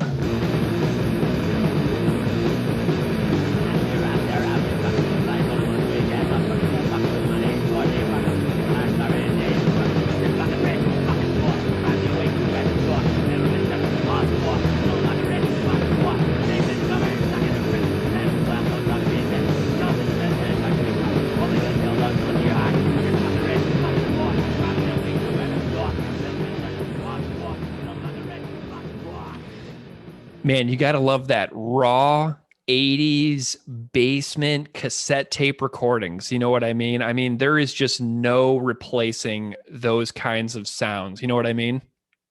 Yeah, it makes me long a little bit for things that aren't as polished and aren't as digitized or as thoroughly edited and fit together. Something a little bit rough around the edges, I think, is probably what all of us need right now. Yeah.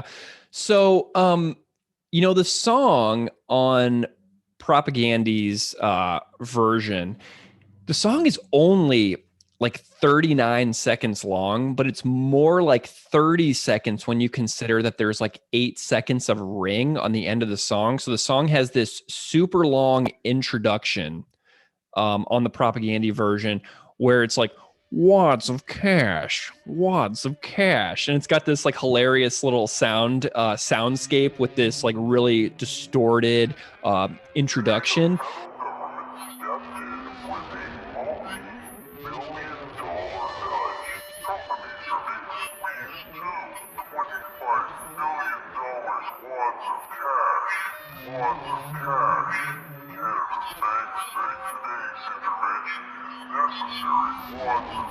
But I mean, this is like the actual song is really only like 30 seconds long, like beginning to end when the actual music comes in.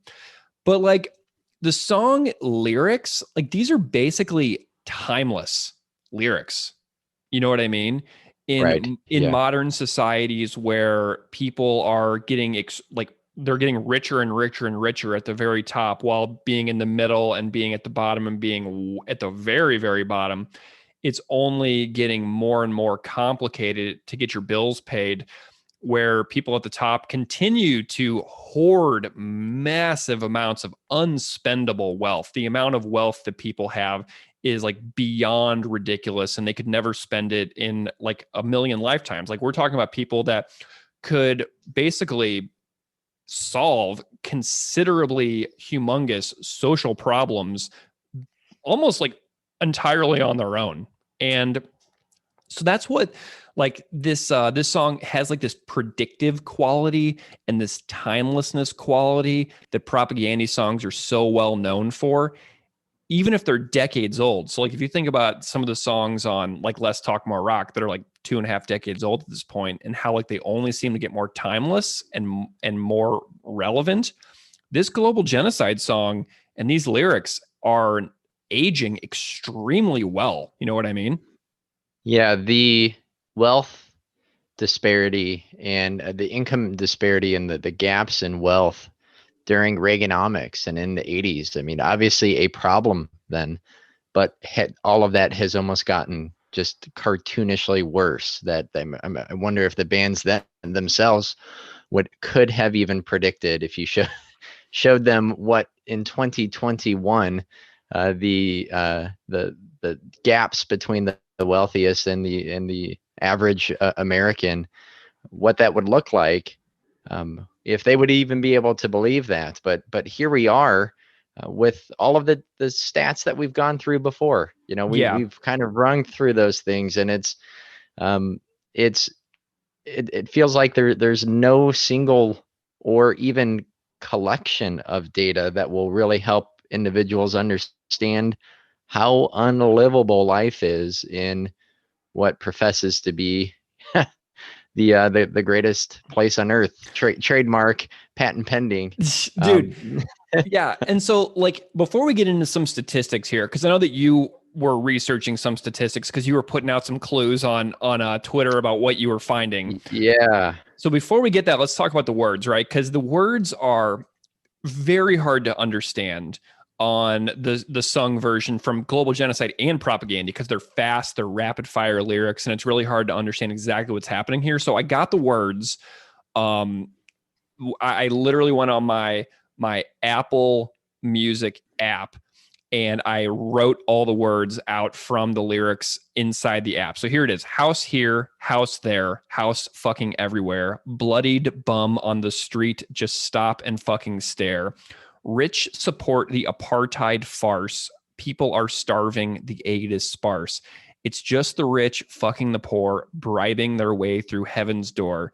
Justice is all we're asking for. Still the fucking rich, fuck the poor. Businesses and governments suck each other's prick. Financial wealth don't stop you from being thick. Jump at the chance to make military parts. Destroy all close to your heart. So I'm curious what your reaction is to these words, because I mean, this is some powerful stuff. We're talking about the military industrial complex. We're talking about weapons production. We're talking about, massive donations to specific organizations in order to like get in God's favor and things like that. We're talking about a lot. We're talking about owning multiple homes when a lot of people have no homes. I mean, we're talking about a lot of issues here within a very short period of time.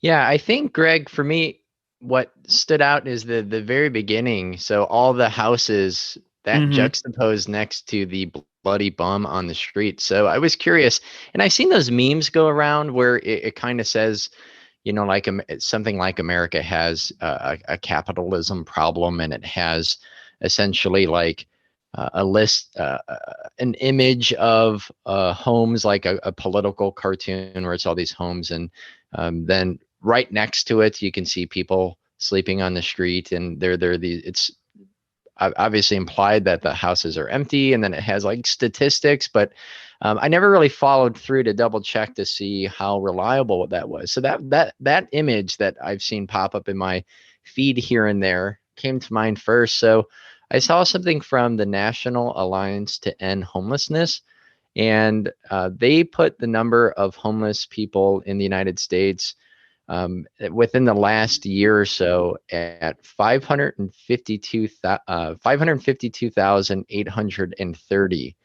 And there are also more than 17 million vacant homes across the US, and that's according to the Census Bureau. So on top of that, based on just the current numbers, there are about 31 vacant housing units for every homeless person in the US. And then I found my own state, which you mentioned.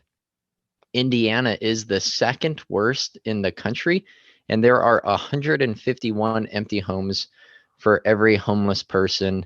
And that really, that kind of like took my breath away when I saw that last night. And I think these lyrics are simple in their wording, and that is incredibly effective. I think it doesn't need any academic jargon heavy descriptions of inequality and this coalition between corporation and government to be able to consolidate wealth into the hands of the very few.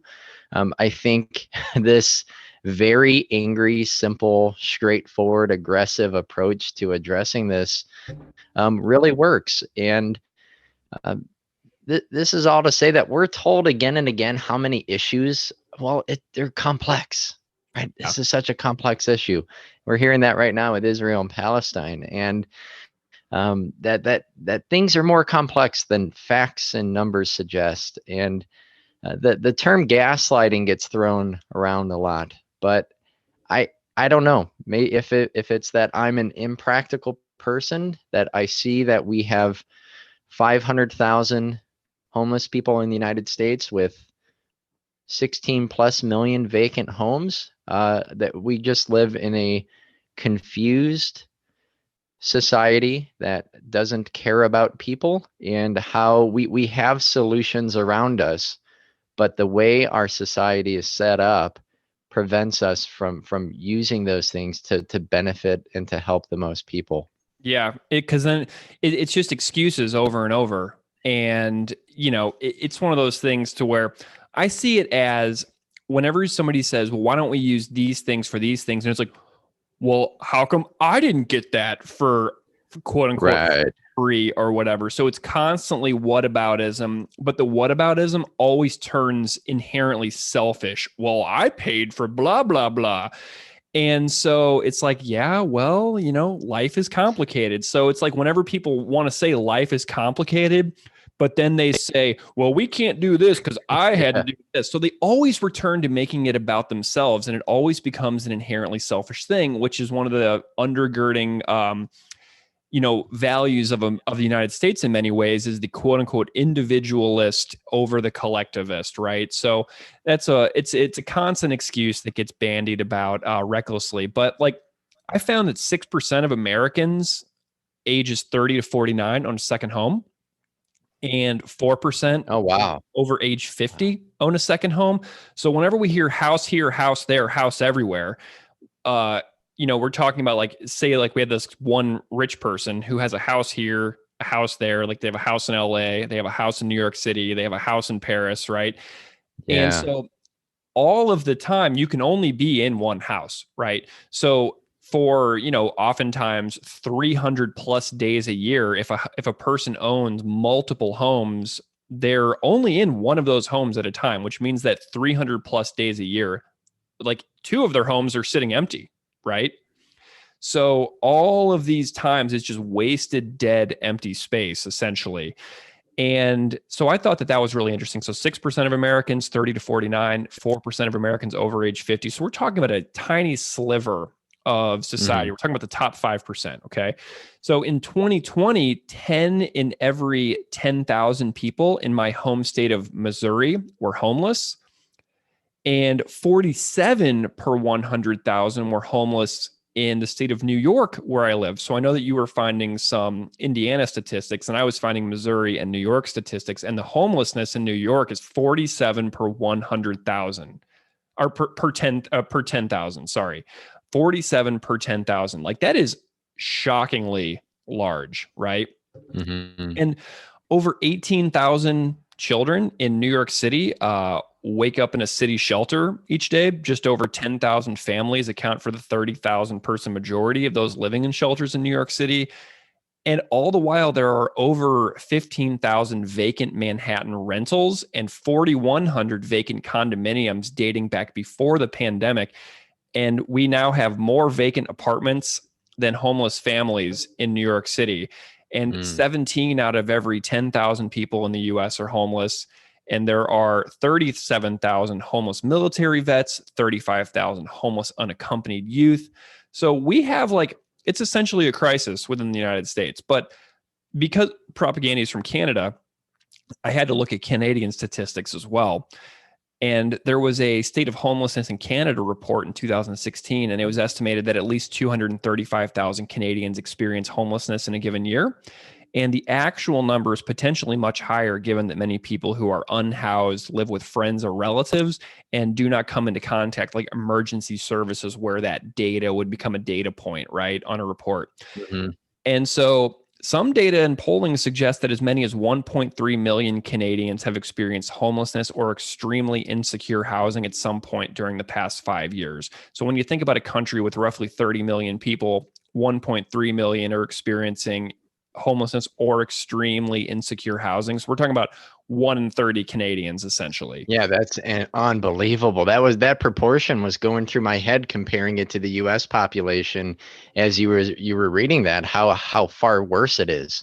Yeah, I mean, 1 in 47, like 47 out of 10,000 New Yorkers is a really high rate as well. So, like, it's comparable, but so let's break it down further, right? So let's talk about Indigenous Canadians urban indigenous peoples experience homelessness at a disproportionate rate in Canada and make up a significant percentage of people experiencing homelessness in cities. So we have research showing that indigenous Canadian homelessness in major urban areas ranges from 20 to 50% of total homeless population. So of a total homeless population in a typical Canadian city, the percentage of indigenous people in that homelessness percentage is 20 to 50% of that place's homelessness percentage, while others report that it may be much bigger. So like it might be as high as 96% of homelessness communities within different parts of Canada. So like I was looking at some other cities, right? So we have like Yellowknife and Whitehorse in Canada, and the indigenous people make up 90% of the homeless population in those places. And like Thunder Bay, where Ryan McMahon's podcast is about, or Winnipeg, where Propagandhi is from, those places fare a little better, but it's an average of 50% of those experiencing homelessness in Thunder Bay and Winnipeg are Indigenous First Nations Canadians.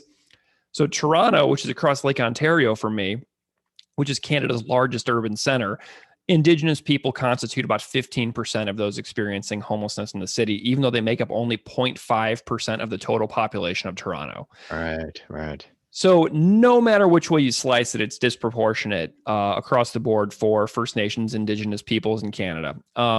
And so, you know, if you compare that to 1 in 128 for the general population, so this means that, you know, urban Indigenous peoples are 8 times more likely to experience homelessness in Canada. And all my homelessness statistics for Canada are from homelesshub.ca, which is a website that anybody can go and check out. But man, I want to get super specific here about the power of the ultra rich in the United States. And I was thinking like, man, let's name some names here, right? So we all know the head of Amazon, Jeff Bezos. The dude is worth, you know, $129+ billion. And I was like, how many homes could Jeff Bezos afford, right? Say Jeff Bezos was like, I want to solve a homelessness crisis, okay? Jeff Bezos can personally afford to buy every single one of the 280,000 single-family homes in Austin, Texas, for a price of $129 billion. So Jeff Bezos could literally buy all of the homes in all of Austin, Texas, like today. Bill Gates can personally afford to buy the 310,000 homes of Charlotte, North Carolina for $92 billion. Warren Buffett can afford to buy the 210,000 homes in Nashville, Tennessee for $79 billion. Mark Zuckerberg can afford to buy all 90,000 homes of Long Beach, California for $61 billion. Elon Musk can afford the 100,000 homes in Myrtle Beach, South Carolina for a price tag of $19 billion. And even Kylie Jenner can afford to buy all 1,500 homes of Waikapu, Hawaii for $968 million. So the power of just these 5 people to, play a major role in solving the homelessness crisis in North America is pretty stunning when you break down how many homes these people can actually afford to just purchase outright. You know what I mean? Yeah, Greg, as you're giving this information about homes and them being extensions of wealth, you know, when I go on vacation with my wife or my in-laws, we typically use Airbnb or something like that. And I can't help but feel like every time a little angry that I do it, because it's a little bit more convenient. You know, you have a kitchen, you have a couple bedrooms, whatever. Mm-hmm. But I just end up renting some wealthy person's home, you know, and pay them for a weekend or for a week, so they have even more money, so I could pretend to be rich living in their home on the Chesapeake Bay or in Charlottesville or wherever we end up going. So I don't know. It's just that came to mind as thinking just bringing even more wealth, and then it just being temporary, and that how vacations now are centered and geared toward that. Yeah, Jeff Bezos could make 200,000 Austin, Texas Airbnbs. Oh God. Like today. You know what I mean? So let's talk about the song really quick. What do you like about the music of this song, whether it's either Propagandhi's version or Global Genocide's version, either one?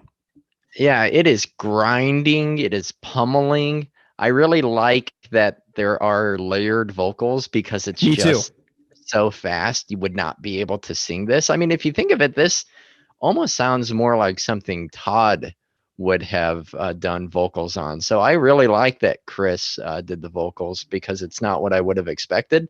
I like that there are gang vocals. There are really thick, buzzy guitar tones that I think are a little unpolished again, and you wouldn't hear on a final Propagandhi record, like on a song that they wrote and recorded.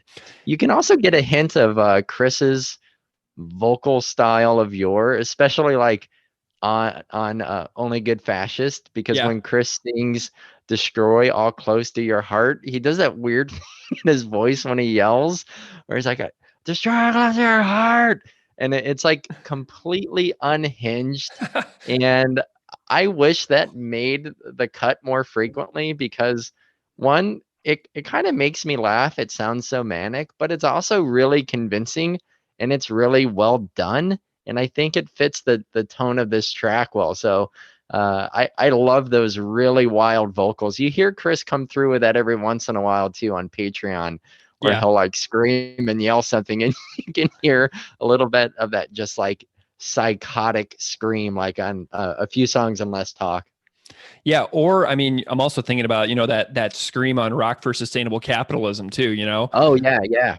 And another, like, I'm thinking about his Sacrifice cover that he did with I think he did it with like those local guys in Winnipeg on his Patreon, but it's just awesome whenever he just kind of goes wild on the vocals. Like another one is like Rio San Helena, Manitoba. Like Right. Yeah, that's yeah. another wild one, which I love. But I did find somebody did a guitar playthrough of this song on YouTube. So there is a YouTube channel called The Norwegian Oslo. Oh yeah, he's And great. yeah. So he has a playthrough of this song.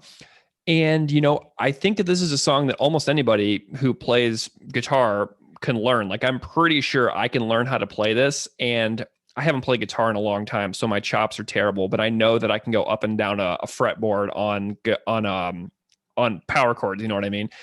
But it's just 30 seconds of shreddy power chords in standard tuning. And I bet if anybody out there listening could watch that video, you could probably have it down in 15 or 20 minutes if you're looking for a fun little project. But I also loved those panning vocals, and I loved learning that Scott Hopper and Chris Follett were on the track. It's really super wild. But I also was like, what is this clip at the beginning of the song? This wads of cash, which I just love it. I listen to it over and over and I just crack up.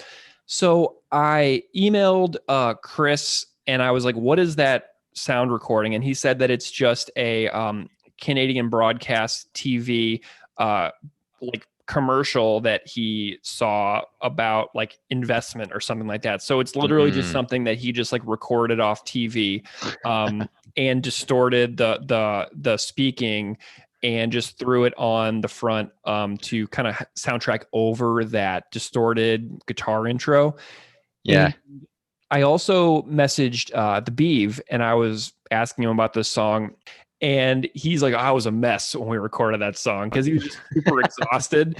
And if you think about, that's kind of early in the Beeve's involvement in the band. I think he joined in like 06, late 06 and 07. So, it's around the supporting cast time when they're making this song, but they recorded it in Chris's house.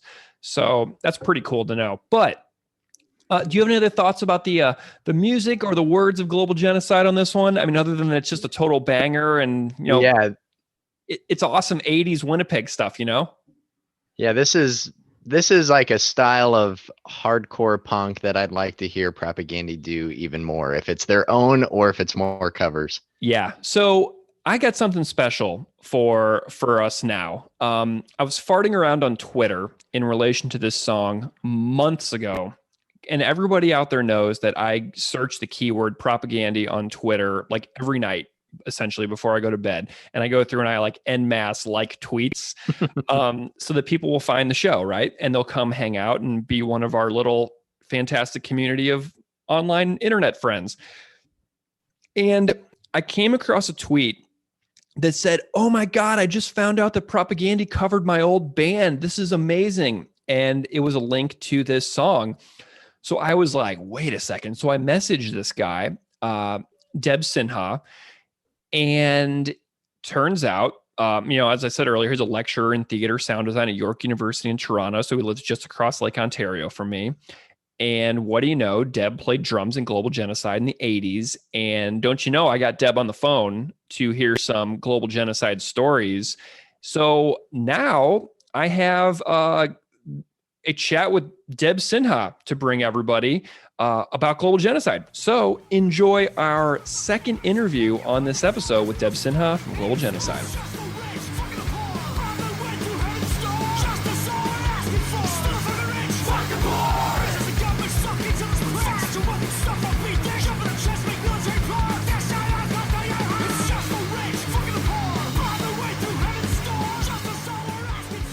Deb Sinha, welcome to Unscripted Moments, a podcast about Propagandhi.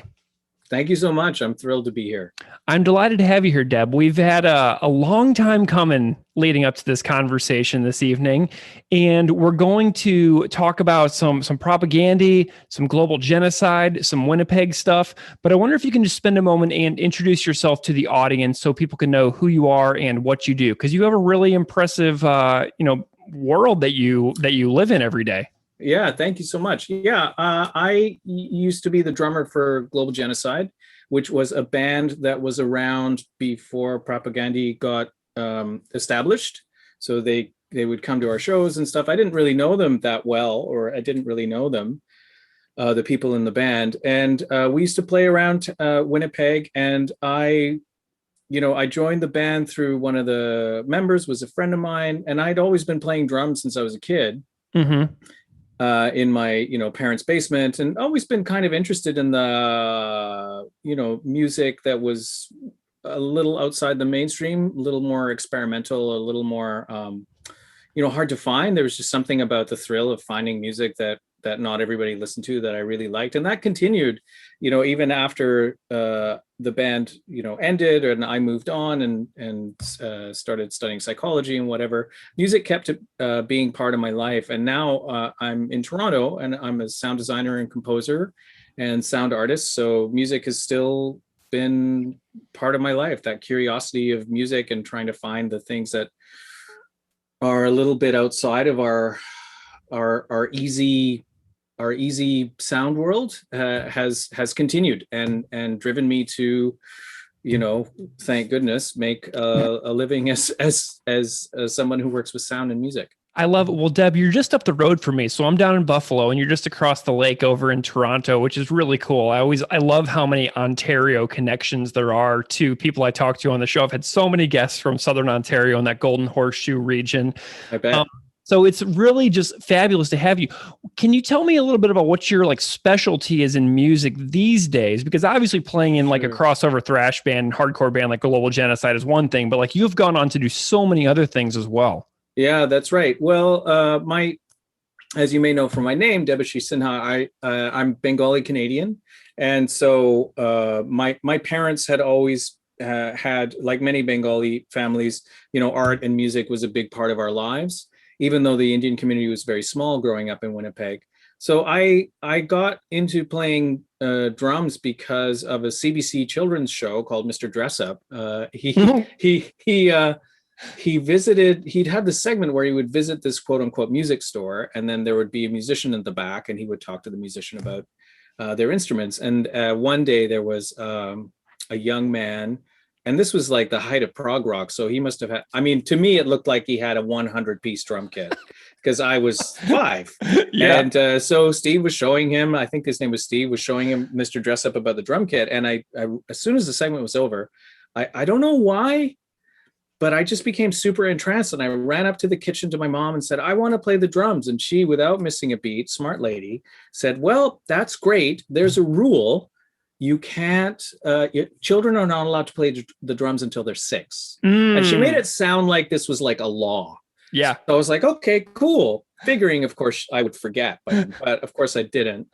And I took some lessons for just a couple of years. I had some really grumpy teachers, and I gave that up. I kept playing drums, and of course, because our Indian community was growing in Winnipeg, my mom suggested that I learn tabla, and I was very so I learned from one of the aunties. We call them aunties in the community, and so I continued that exploration of percussion, and that kept going all the way through my young adult life. I moved to Montreal to study psychology. I kept playing drums. Then I traveled for a couple of years, and I taught English in Japan for a year, and I traveled for a year after that. Yeah, and I didn't touch the drums like for that time because I just couldn't. And when I was on my way back, I kind of realized I had no marketable skills at all. So I was like, well, I guess I'll play the drums, and ended up coming to Toronto and falling into what at the time was called a world music community. So lots of people exploring many different kinds of instruments from many different traditions, trying to find out, both doing very traditional kind of study with masters, but also like trying to find their own way of using them all. Mm-hmm. So I got really into Middle Eastern music. Studied a lot of the classical repertoire or the repertoire from Andalusia, like 11th, 12th century. Like there's a particular repertoire that came to the fore at that time, and also folk music. Canada has a very robust, somewhat problematic and not quite resourced enough, but we have a pretty robust system of arts councils. So I got some money to go with some friends of ours who were also studying Arabic music to Egypt for a couple of months. And we spent a month in Greece as well, because this band we were in played a lot of Egyptian and Greek folk music. And, studied with many different master drummers from many different traditions. And that was very interesting to me. At the time, though, I was also very throughout my life, I had always been very interested in technology. Mm-hmm. So in trips to India, going to India on my own since I was 18, I would try and visit as much as I could. And I would take recorders with me and record stuff on cassette or DAT or a mini disc or whatever.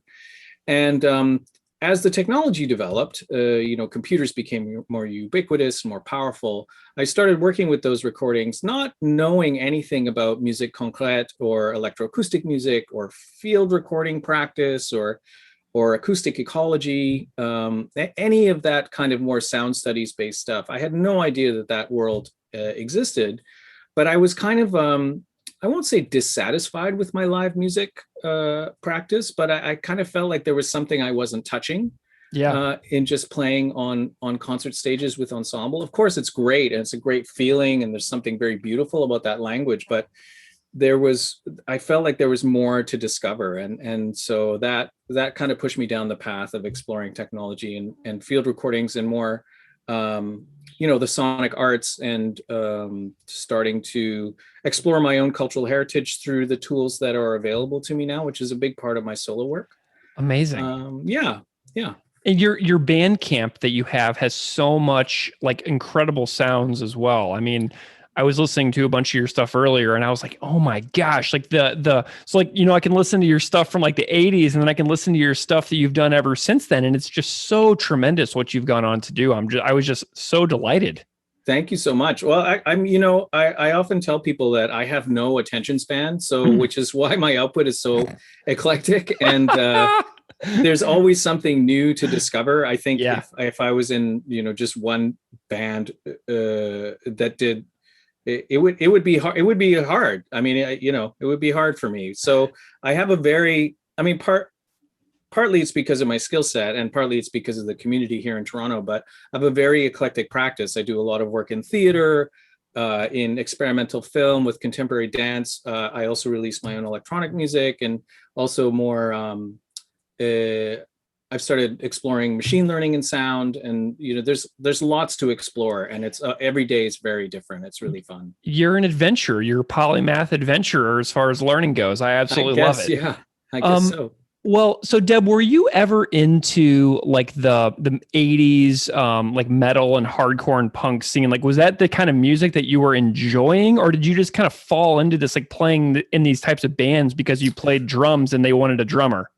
I think it was maybe a little bit of both. I mean, it was very interesting being part of that community because, you know, I didn't, I kind of fell into it through my friend Luke, who played bass in Global Genocide. He said, "Hey, we're starting a band. You want to play?" "Yeah, sure, I'll play. I'd love to play in a band." I was always very interested in the two-tone scene, which was coming up. So going to Records on Wheels in Winnipeg and like, you know, I had $10 and I could buy like one record a month. Yeah. And so the first record I bought was the first Specials record. And the second record I bought was I Just Can't Stop It by English Beat, which were new releases at the time. Yeah. So I'm very old.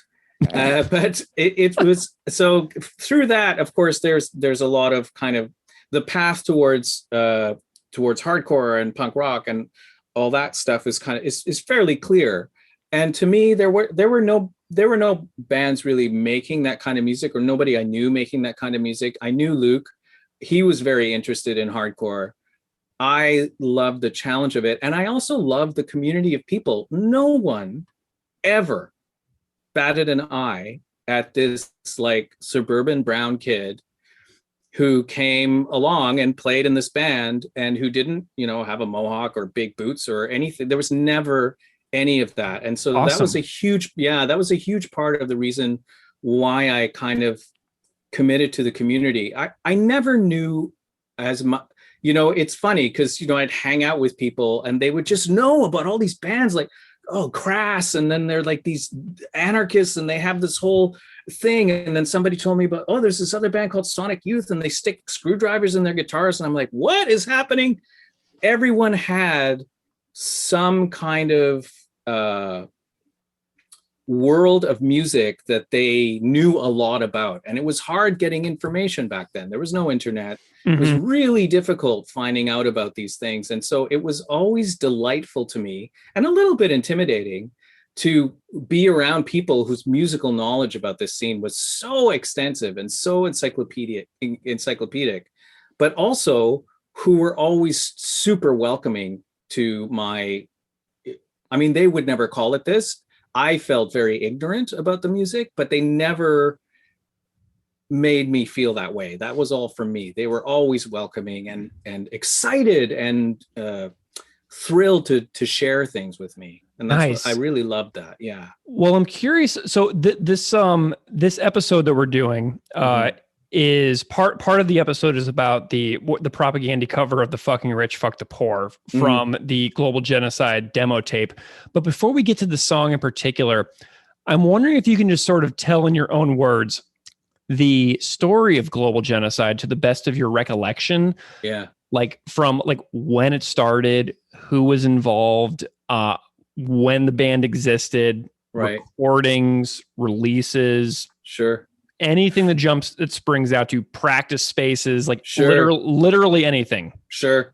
Yeah. I mean, like I said, my friend Luke invited me to join the band, and we used to practice in his basement.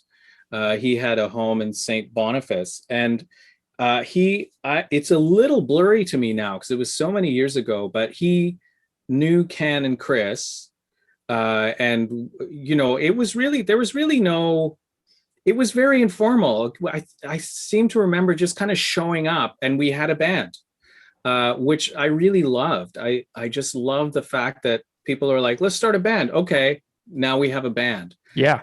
You know, part of it was because of the state of the internet and, you know, like trying to make demos and like all that kind of stuff. That was very difficult. And it was never really on anybody's radar. It was more about playing live. Mm-hmm. So that was really interesting to me.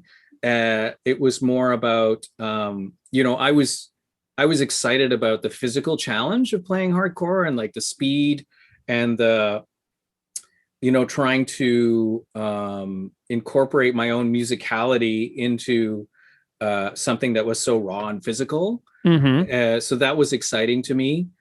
We had a number of practice spaces. We practiced at Luke's. We practiced in a house. I remember downtown, there were a number of punks who rented a house. We practiced in that basement. There was, the name is on the tip of my tongue. They ended up becoming Gorilla. Biff Naked was the singer, and Brett I forget his name. He was the drummer. They were a couple at the time. Mm-hmm. There were some other folks. There were a number of bands and also a number of venues. Some of them like dirty old basements, and then some more alternative clubs like the Albert and Wellingtons, places like that. There was also a promoter, I forget his name, Pete, some guy productions. I think there was you showed me a flyer, right? I did. It was a couple months ago. Thing. Yeah. So he put on a lot of the shows. So he would find these places. To me, it was rocket science. I was like, what? We go to this place and now we can play and there's a PA system. Like it, I had no clue the amount of work that went on behind the scenes. Yeah, man, it's crazy. It really is. Now after living my life in music, I kind of realize, holy moly, I can't believe how much was accomplished with so little, like how much commitment that showed and how much goodwill and cooperation and all those things. So we would practice in people's houses. We would, have shows when we could. I remember there were a number of bands like Dead Again Christians were around. There was Corpus Vile, which came a little later. I think if I remember correctly, the bass player from that went to Gorilla, and then he ended up working with NoFX. Yeah, Kent Jameson. Yeah, Kent. That's right. Yeah, that's right. Yeah, he's like he does the sound, and I think he works at the Great American Music Hall in San Francisco too. But he's like very featured on the NoFX Backstage Passport TV series. No kidding, man. Yeah. That was one quality dude. He was so friendly and kind and such a wicked bass player. I remember. Nice. He just had such an interesting approach to the bass. And he started doing sound in Winnipeg at all the different kind of underground venues we had. And I was very interested in sound. And he was always like showing me stuff and like going, yeah, you can do this. And I remember one time at the Albert, I was there to watch Gorilla and a couple of other bands, and Kent was doing the sound, but he was also doing he was also playing in Gorilla. He was like, hey, can you just like watch the board for me? And I was like, what? But he was just that kind of person. Like he had you can't do sound. I do. He was none of that. It was really great. And there was another fellow, I think he was the guitar player in Gorilla, who ended up working with Green Day for quite a while.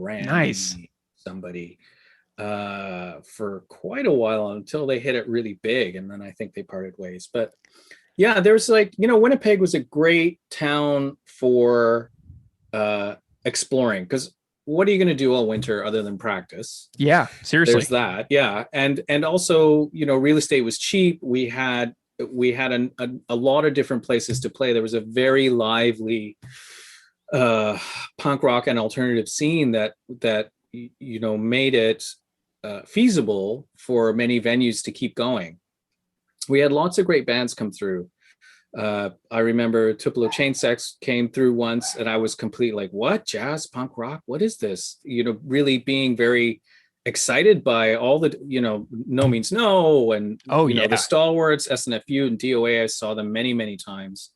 The kind of metal part of it, with like Corrosion of Conformity and Corpus Vile, that vibe of it was like kind of not my thing, but it was interesting to watch the scene morph and develop and change and become something new. It kept it very vibrant and always brought new people in. Fabulous. Well, I'm actually talking to Derek Riel from Corpus Vile as well pretty soon. So I'm pretty excited about that. The Corpus Vile is popping up in the show because Derek is going to be on the podcast too sometime soon. That's amazing. Yeah. Wow, you've done your research. We don't play here. You don't. Clearly we don't play. Not. Clearly seriously, the amount of information about global genocide from Winnipeg online is almost zero. Yeah. So the fact that I found you at all is like a miracle to me. And I'm really hoping that the listeners are picking up on how special this is, because this is such an obscure band that Propagandhi wound up covering. But so what years were you in the band? Do you have a specific timeline in mind? Like, do you have any recollection of what years like you specifically were involved and how long the band even lasted? I think from the beginning, like, was it 86 or 87? Something like that was kind of what. I know that Corrosion of Conformity show happened in 87 because Chris and Jord wrote about it. So as far as I know, that show was in 87. Right. So we must have started 85, 86, maybe. 86 seems right to me. Yeah.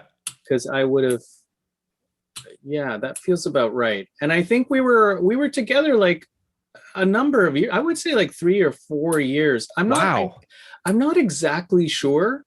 And I actually have no clue if they kept gigging after I moved away. I'm not totally sure. So did you quit the band to go to school? Is that kind of what, like, it was like a natural exit kind of thing? Yeah, totally. Like I would go away in the summers to work, and then I would come back and then go away again. And then it just kind of like, yeah, I don't recall how we ended. I mean, I was still playing in Winnipeg. I was still like in bands.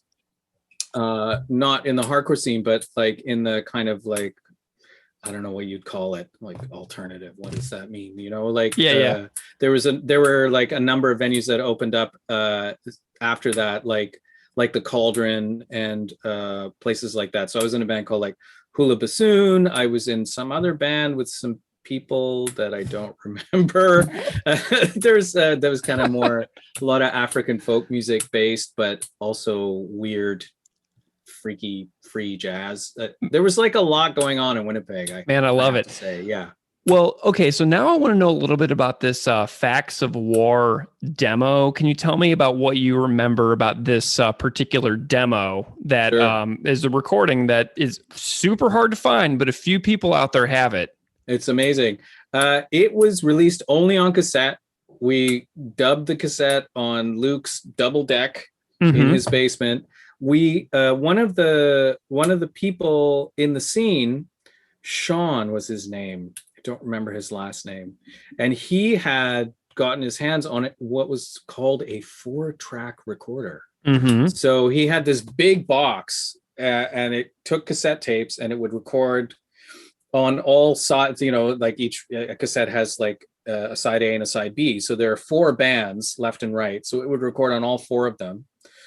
And so we had like some mics that people scrounged around, and we plugged them into the box, and we played the songs live once each, maybe twice. I think we did it over 2 days.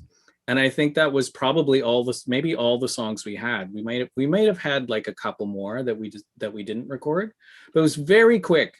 And then I went away over the summer, and they mixed it, which again, like I didn't know what that meant. What does mixing mean? Yeah. So, so they, and then, I was away, and then I got a box of tapes from my friends in Global Genocide at my work in Alberta. And there was the thing, and there was like this photocopied insert, and I wasn't involved in any of that. But, if you opened it up, you'd see like Maxell C60 or whatever. It was totally DIY. And we were, every one of us, even Sean, whose machine it was, we were all kind of learning as we went, and had no clue, because again, information was difficult to come by. None of us had gone to recording school.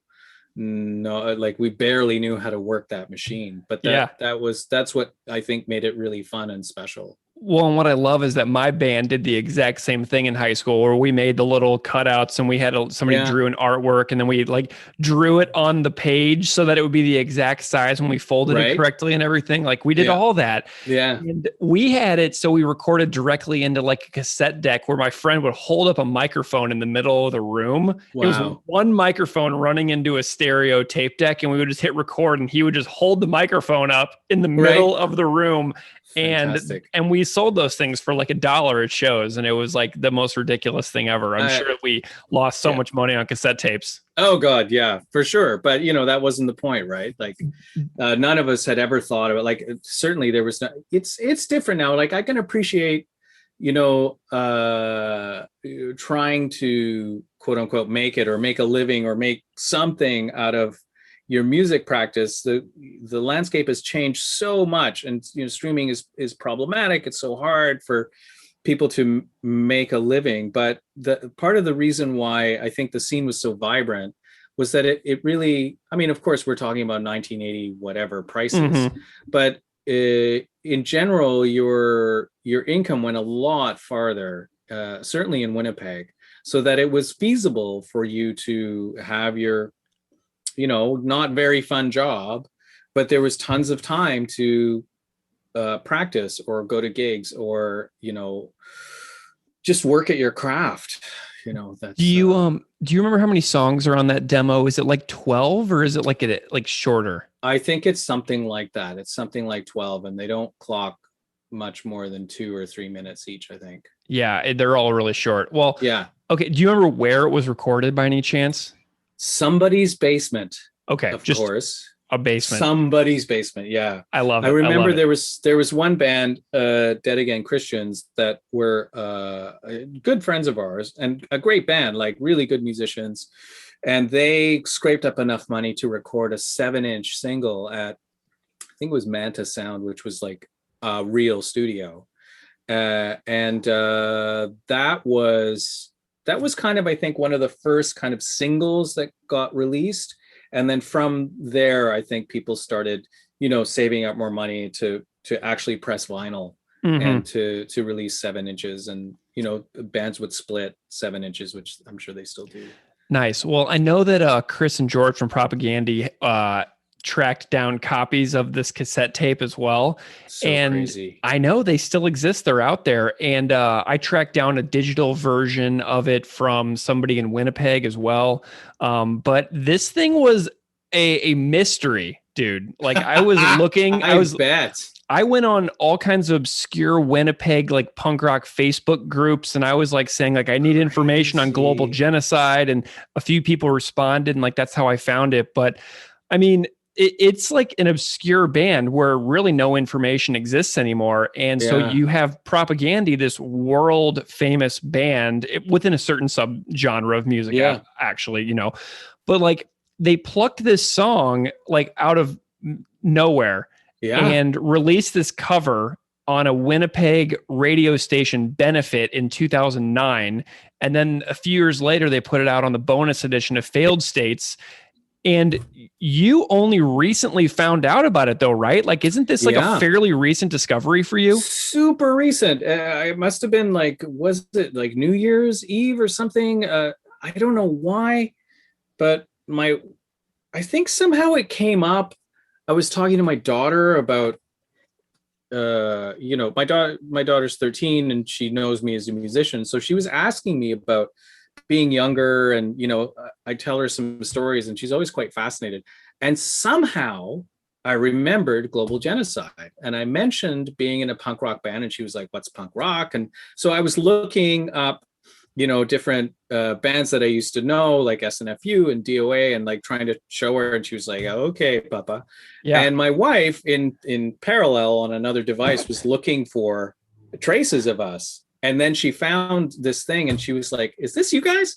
And I saw it was Propagandhi, and I was like, what? Propagandhi? And then started listening to the cover, and it starts very kind of almost like audio art, right? So I was like, wow, this is cool. This isn't us though, but this is cool. And then the song kicks in. I was like, oh my God, this is us. And so it was quite exciting. And then somehow I posted about it, and then you found me. And you sent me the demo of that song from the tape, and I played it for my daughter, and she was like, yeah. She was extremely confused, but she went with it. Hey, and now you have it forever. And I might be able to track down the other tracks as well. That's the only one I got because it's the only one that I asked for. Right. But I think I have a lead on the other 11 tracks as well. Wow, that would be amazing. I will do my best to get that for you because I think that Jord has it, and I think that Chris digitized it from the original cassette too. So I think I may have a lead on that. So I might be able to get you the whole entire thing. That's amazing. Wow. Thank you. Yeah. So what did you think of their rendition of the song?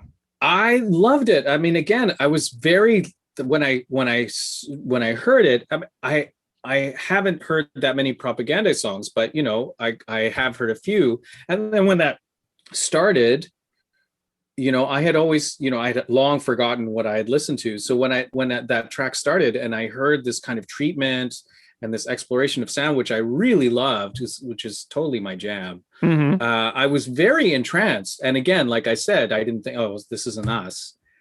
And then the song kicked in and I was like, oh yeah, they totally captured this energy and the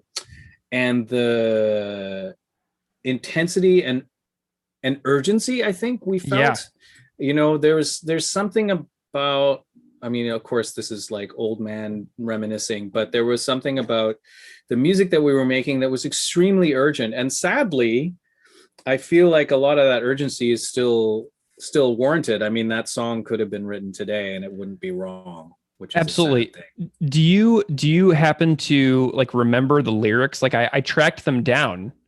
Oh man. And no.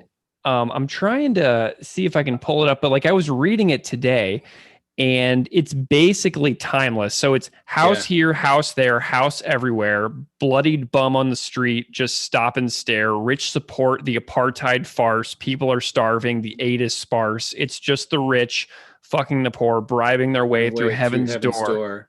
A little bit of justice is all we're asking for, but still the fucking rich fuck the poor. You got it, man. Yeah, I remember now. It's all like, it's all in there. It's in there. It's hardwired. Chris was amazing. Like, he was very committed and very committed to this idea, as we all were. I think that was a big part of what punk rock was about, fighting against the assumptions of society. I think the entire movement was about that. There were assumptions about music, there were assumptions about fashion, there were assumptions about sexuality, less so I think in Winnipeg. I don't think people were, or maybe I was just naive and young. Assumptions about economics, assumptions about social, how we live together. All those things were constantly questioned, and that was the thing that I really loved about being there. Like going to a house and there's 4 bedrooms but 16 people live there and no one's fighting and the house is clean, and I'm like, but I didn't think this was allowed in my little brain, my suburban brain, thinking, whoa, this is possible. Experimenting and fighting against those assumptions. And Chris, I always remember, just like whenever Chris would tell us his lyrics or bring a song or bring the lyrics for a song, I would just be like, fuck yeah. Yeah, absolutely. Yeah. There was never a moment where I went, I think you're being whatever. It was always a yes for me. It felt right what he was saying. Awesome. Well, I know that Chris and Scott they did the backing vocals on the Propagandhi version too. Oh yeah.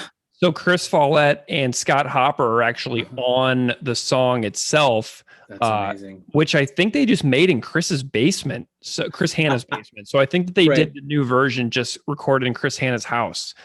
Great. It's awesome. Do you have any other memories of like really standout things like at shows or anything like in a live setting that really just stands out to you in your brain all these years later? There was, damn it, I wish I remembered. And that's what's so hard about telling these stories too, because there's no information about the band online. So you can't even research in advance. I could totally make this up. There were 2 things. One of the ones is actually that Corrosion of Conformity show that I think Chris writes about attending. I think it was Chris who was talking about being 16 and banging his head and being so excited. Yeah, wearing a creator shirt. Yeah, I remember that show because that was on wherever, that Ukrainian Veterans Hall or whatever it is that Pete or Mike or some guy found for that show. I remember that show because there was some kind of excitement in the air. I didn't know the band Corrosion of Conformity, but they showed up in their U-Haul, and I was very like, these are all really big guys, and they all have tattoos, and they're super scary, and they were super nice, of course. Yeah. And they were all really tired because they'd built some bunks in the U-Haul, and they were late because the border the border people like took apart their engine looking for drugs. Jesus. Yeah, it was very, frantic in a way. But there was something in the air at that show that I still remember, and I remember like standing in the wings when Corrosion of Conformity was on, and looking at the lead singer's neck tattoo and just going, this is nuts. Like I couldn't really, my mind was getting really blown, even after being in the scene for so long and around Winnipeg. I think it was maybe one of our first shows opening for somebody bigger. Maybe that was it. I'm not sure. Nice. But there's another venue which I really remember. It was in a basement, and it was like an unfinished basement in a building somewhere in the Exchange District, which is like an older part of Winnipeg. At the time was more like, now there's lots of like vegan restaurants and art galleries, and at the time, of course, it was more I guess bit of downtrodden area and very cheap. And there was this place in a basement somewhere, and I remember the floor was like cement and dirt, and there would be shows there. And there was a band, Chris's partner at the time, a young woman, I don't remember her name, and there was another person named Renee. I think his name was Renee, and he was a poet. Like, there's just no other way to say it. I do remember him, like, listening to him speak or sing with his band. I think it was called Alien Nation, and there was like a big piece of paper I remember on the door, and he had written the lyrics to one of his songs, and it was poetry. Like, it was really beautifully wrought language on top of this very urgent, very angry, very loud, fast music. And I do remember that venue, loving it, because it felt like the culmination of everything I was kind of looking for, in a way. Like a place where art was happening, a place that was outside of everyone's gaze, in a way. Like, I think there was something about me escaping people's gaze or escaping people's assumptions, like, oh, we're in a basement, like, how metaphorical is that? And also, we're in this place that has been made by a community of people who, had their difficulties, had their ups and downs, but made by a community of people who were committed to this art. I'm certain I'm putting a rosy gaze on it, and it's just something that's, maybe I remember when we were playing in basements, but there was something there is a memory of that feeling that I still carry. Amazing. Yeah, it was pretty special. Awesome. Well, Deb, do you keep in touch with anybody from the 80s Winnipeg hardcore and punk scene at all? Like, I know that you've done so many things and gone so many places after that, but do you keep in touch with any old friends? I actually don't. I've lost touch with virtually everybody. I mean, some of the other people that, in the years following, as I said, I played in a number of bands in Winnipeg and had a number of projects. And some of those people I am still in touch with, like from the later times. But I actually have, I don't really, I would love to say hi to anyone from that era that remembers, like, the little brown kid who played fast drums. So Deb, there's a lot of people from Winnipeg who will, possibly listen to the show. Where can people find you if they, want to be like, hey, what's up? How's it going? Yeah, for sure. Well, I have a website, debsinha.com, and my email address is on there. I'm on Facebook. So what is my professional page? I don't know. I think it's Deb Sinha Music, or Music Debishi Sinha Music. Anyway, I'm on Facebook. And you're on, I found you on Twitter at Sinha Deb. At Sinha Deb on Twitter. Yeah, I'm happy to chat with people, and you can all set me straight as to my rosy memories of the late 80s in Winnipeg. I love it. Well, Deb, this has been a real pleasure hearing the story of global genocide, like to the best of your recollection, because like you have filled in a lot of gaps for me. Awesome. And just hearing these stories is just so fantastic. And your energy is fabulous. Like I love reminiscing about this with you. And it's so funny to me that like both of us had bands. We recorded these like lousy demos in a basement and we're both sitting here on these microphones that are like 10 times better than anything we probably ever recorded music on back in the day. It's absolutely. It's crazy how easy it is now, you know? It's very funny. It's very funny. Things have come a long way for sure. All right. Well, Deb Sinha, thank you so much for coming on the podcast. It's been a real pleasure. My pleasure. It's been all a pleasure on my end. Thank you.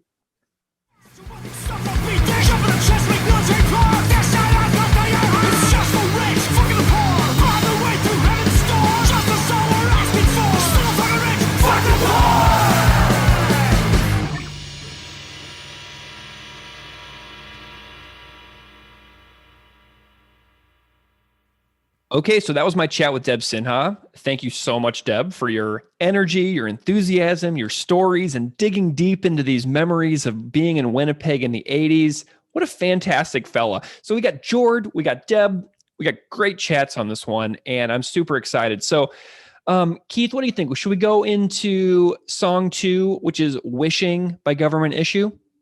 Yeah, let's talk about it. So there are like no lyrics on either one of these Government Issue songs. So I want to start with Wishing. I really love this song. Wishing has 28 words in the lyrics. So here they are. She says everyone is dancing and it's raining all the while, wishing too many regrets. It's all so lonely. It's all just a dream, wishing too many regrets. That's it.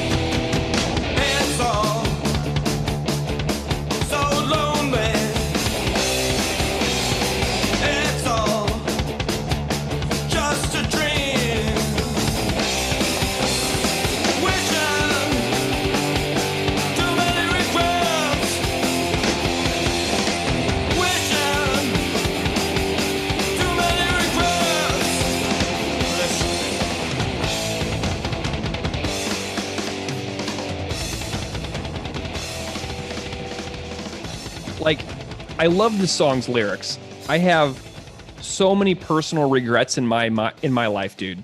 So many. I like, that's one of the things about being me and living inside of my brain is that I tend to harp on many of my regrets. Like, I know people say don't live in the past and move forward and all this stuff, but you know, I have plenty that I constantly get reminded about. And I'm going through some really serious stuff right now in my personal life that is steamrolling me a bit right now. And these lyrics got me thinking about the times also that I've had beautiful moments of dancing with people. So like when John sings, she says everyone is dancing and it's raining all the while. I had so many nostalgic things pop into my brain of dancing. Like I remembered somebody that I danced with at a club called Off Broadway in St. Louis. And it was just like, we just like were at this concert and this random woman and I just started dancing and we were just dancing. And at the end of the night, I was like, see you later. And that was it. And it was just this moment of just dancing with this random stranger. And she just pops into my head when I'm thinking about this song.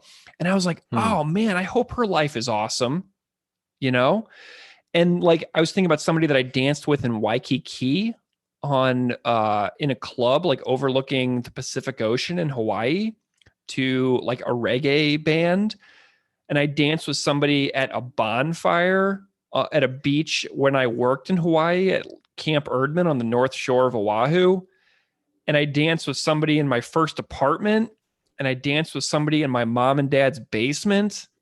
And like, so this line about dancing really just reminded me of these little beautiful moments in time that, and these memories don't resurface very much at all, honestly. Like I hadn't thought about any of these moments. Yeah.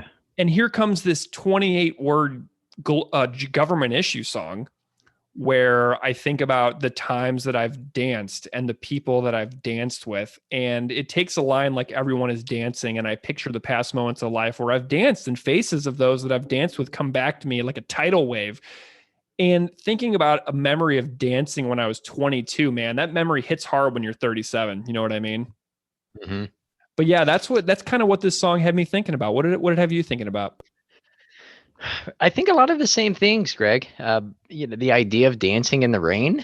Like, have I ever done that? I'm not a big dancer. I'm not either. I don't really. I'm not really into it. But I will try to have fun if other people are, and I'm not going to be a stick in the mud. But has there ever been a time where I was able to feel like free spirited enough and to let my guard down, to just let loose and let that happen? And I don't think so. So maybe sometime in the future, if it's raining and there's music and people are dancing, this song might pop back into my head. And I also think, Greg, you, myself, I'm sure lots of us have been thinking about regrets over the past year with all the time that we've had at home or stuck in our own heads, time that we otherwise might have spent at a show or with friends or with family, or at watching sports or doing whatever. So I think the lonely part perhaps has been the hardest for the last year for me, especially the early spring of 2020, like that where it says it's all so lonely. I mean, that part really described the first half of 2020 before I could kind of acclimate, because I'm a social person and I recharge by being around people and making people laugh, and I didn't have that. So I kind of had to find some ways to find my purpose and to find ways to recharge myself that weren't being around other people. And the song, and I think especially Chris's vocal styles have a feeling of longing here. Yeah. And I'm not really familiar with Government Issue other than just seeing them on t-shirts from bands that I listen to. So after listening to this original, I think it's like a really faithful cover. I think it really sounds so much, and like they capture the original mood and tone of the song while still, of course, putting like their own stamp on it. And what I think is really cool, that I've noticed this quite a bit recently with some of the bands that I like the most, that they've been covering songs that might say something about their own interests or their own headspace, and they're willing to dig deep and find like a personal song that they connect with, even if it's outside the band's sound or what fans would expect. I mean, like, geez, even 2 years ago, Misery Index covered Snapcase, which it was such an oddball, random cover. A band that, if you go back to their first full-length album, I mean, it's essentially just straightforward Terrorizer sounding death grind. And to hear them cover Zombie Ritual is like, wait a second, like, what a cool thing to put out that otherwise, people wouldn't expect. So I dig that. I think this cover here is something that Propagandhi wanted to do. I like hearing bands cover songs that they want, and covering songs rather than like picking something that would sell a few more records or maybe just go viral on YouTube or on social media. Yeah. Well, and I really like some musical aspects of this as well. Like the guitar solo in this song is so freaking cool. And it has such a good 80s vibe as well. And it reminds me of like, oh my gosh, this could be like in like like a driving fast scene in like Stranger Things or something like that. You know what I mean? Yeah, And yeah. that DC sound is so special. And I was like, man, this really reminds me of Can I Say by Dag Nasty as well. And then like, sure enough, I went and watched some Government Issue videos from like 2010, and who's playing guitar for Government Issue? Freaking Brian Baker from Dag Nasty and Bad Religion. And I was like, man, you can really, there's so many connections of these Winnipeg bands like surrounding Propagandhi, which Sheldon Burney writes about, and Missing Like Teeth so much. Like so many of these bands have members that just go back and forth. And like, it's the same thing with that DC scene where so many band members are going back and forth between bands. And it's just such a unique sound. And so I've been digging a lot into Government Issue this week, and it's so cool. But like, another thing I really want to point out about this is the drums. And in my chat with Jord, we talked about the inspiration of Peter Moffat on Jord's drumming style. This is such a natural sounding style for Jord on this song. So if you listen to the musical break between the vocals with all that tom work and fills, you can hear just how much Government Issue and Peter Moffat inspired Jord's playing to this day. So if you want to think about just how much the drumming of Peter Moffat inspires Jord, just take a listen to this live Government Issue performance from 1988, because to me, this clip could be Jord playing these drums. Like this sounds so much like Jord. So here is Government Issue playing Wishing live in 1988 in Hoboken, New Jersey at Maxwell's.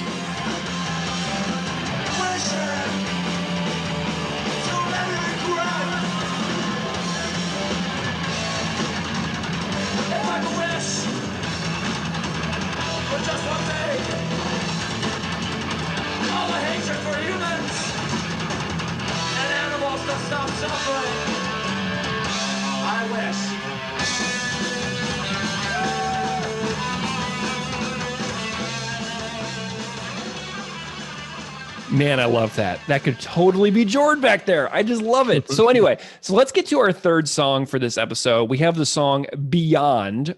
Again, almost no lyrics, 30 words total. Here they are.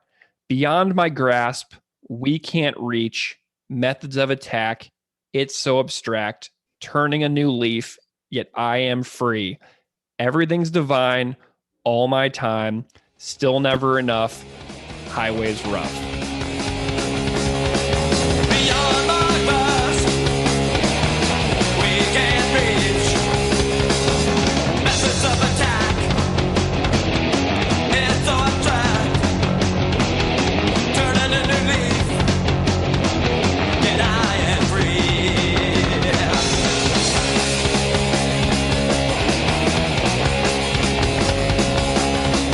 Beyond my grasp,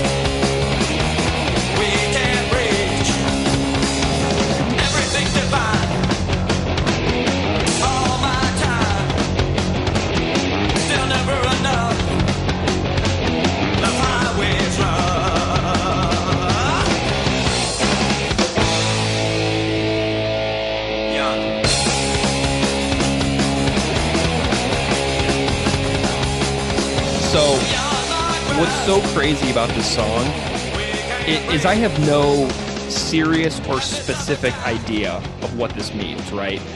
I'm only speculating on what this means, and I'm not a super poetic person. So like reading songs like this that are super mysterious is always really interesting to me, but I don't have a natural knack for poetry. But I really latched onto the line "everything divine" because of my interest in like classical ideas, podcasts, and things like that I do over there. But it reminds me of the Band of Horses song "Ode to LRC," where he sings "The world is such a beautiful place, la-di-da." So like we frequently talk about how dark this world is. Like we've talked a lot about a lot of darkness in the first song on this episode, right? And we frequently covered topics on this show that are dark. How horrible people are to each other, how horrible people are to our planet, how horrible people are to animals. But if you think about the sheer dumb luck of existence, it's kind of overwhelming, right? So like I'm thinking about the line "everything divine," and it's really wild. So I'm thinking about Everything Divine, but I also like the line, "The highway is rough," because that line reminds me of a road that needs repair. So you keep driving on it because you need to get to your destination, right? So imagine there's a whole bunch of potholes between your home and your workplace, and you drive over them every day, and it just jars your teeth fillings. But you're like, well, I have no choice but to drive over this horrendous road. And anyone in northern cities like Winnipeg or Buffalo or Chicago or Saskatoon know darn well how horrendous the roads can be as water and ice gets into the cracks of our paved road infrastructure each year and pulverizes the shocks of car after car with massive potholes. But what are you going to do, man? You got to get to work, right? So like I'm seeing this juxtaposition here of the world being beautiful and divine, but also how the road is so hard to travel. So like the song recognizes the beauty of existence. It's like pondering like the Tao and the force of the universe. And then it says, oh, wait, this place is beautiful, but gosh darn it, you're going to struggle. And that's just part of the deal of the gift of existing. Brutal, yet beautiful. So that's kind of what this one means to me. Which I think if you pair that with, Wishing, how well those two songs really fit together, where there's a song about regret and missed opportunities or mistakes made or whatever things in the past that we tend to focus on. But here, even if the song itself, especially the music and the intro, sounds a little darker, I think that this message here is far more uplifting, to where at first I really had a visual of people traveling, whether it's like a family or someone striking out on the road by themselves or a band on tour, literally being on a road. But the idea of it being the journey of life and the various things that we experience and we endure, and the challenges along the way, I think that pairs so well. And their songs just feel so right. They're so poetic. Like the lyrics here are less typical chorus verse structure and more like poems that were in just stacks of notebooks. I imagine like all of these ideas written down, then were then put to music. And what is cool about this is how open to interpretation, especially for a podcast about a band that is so issue and topic oriented, to have something here that is I think probably intentionally vague.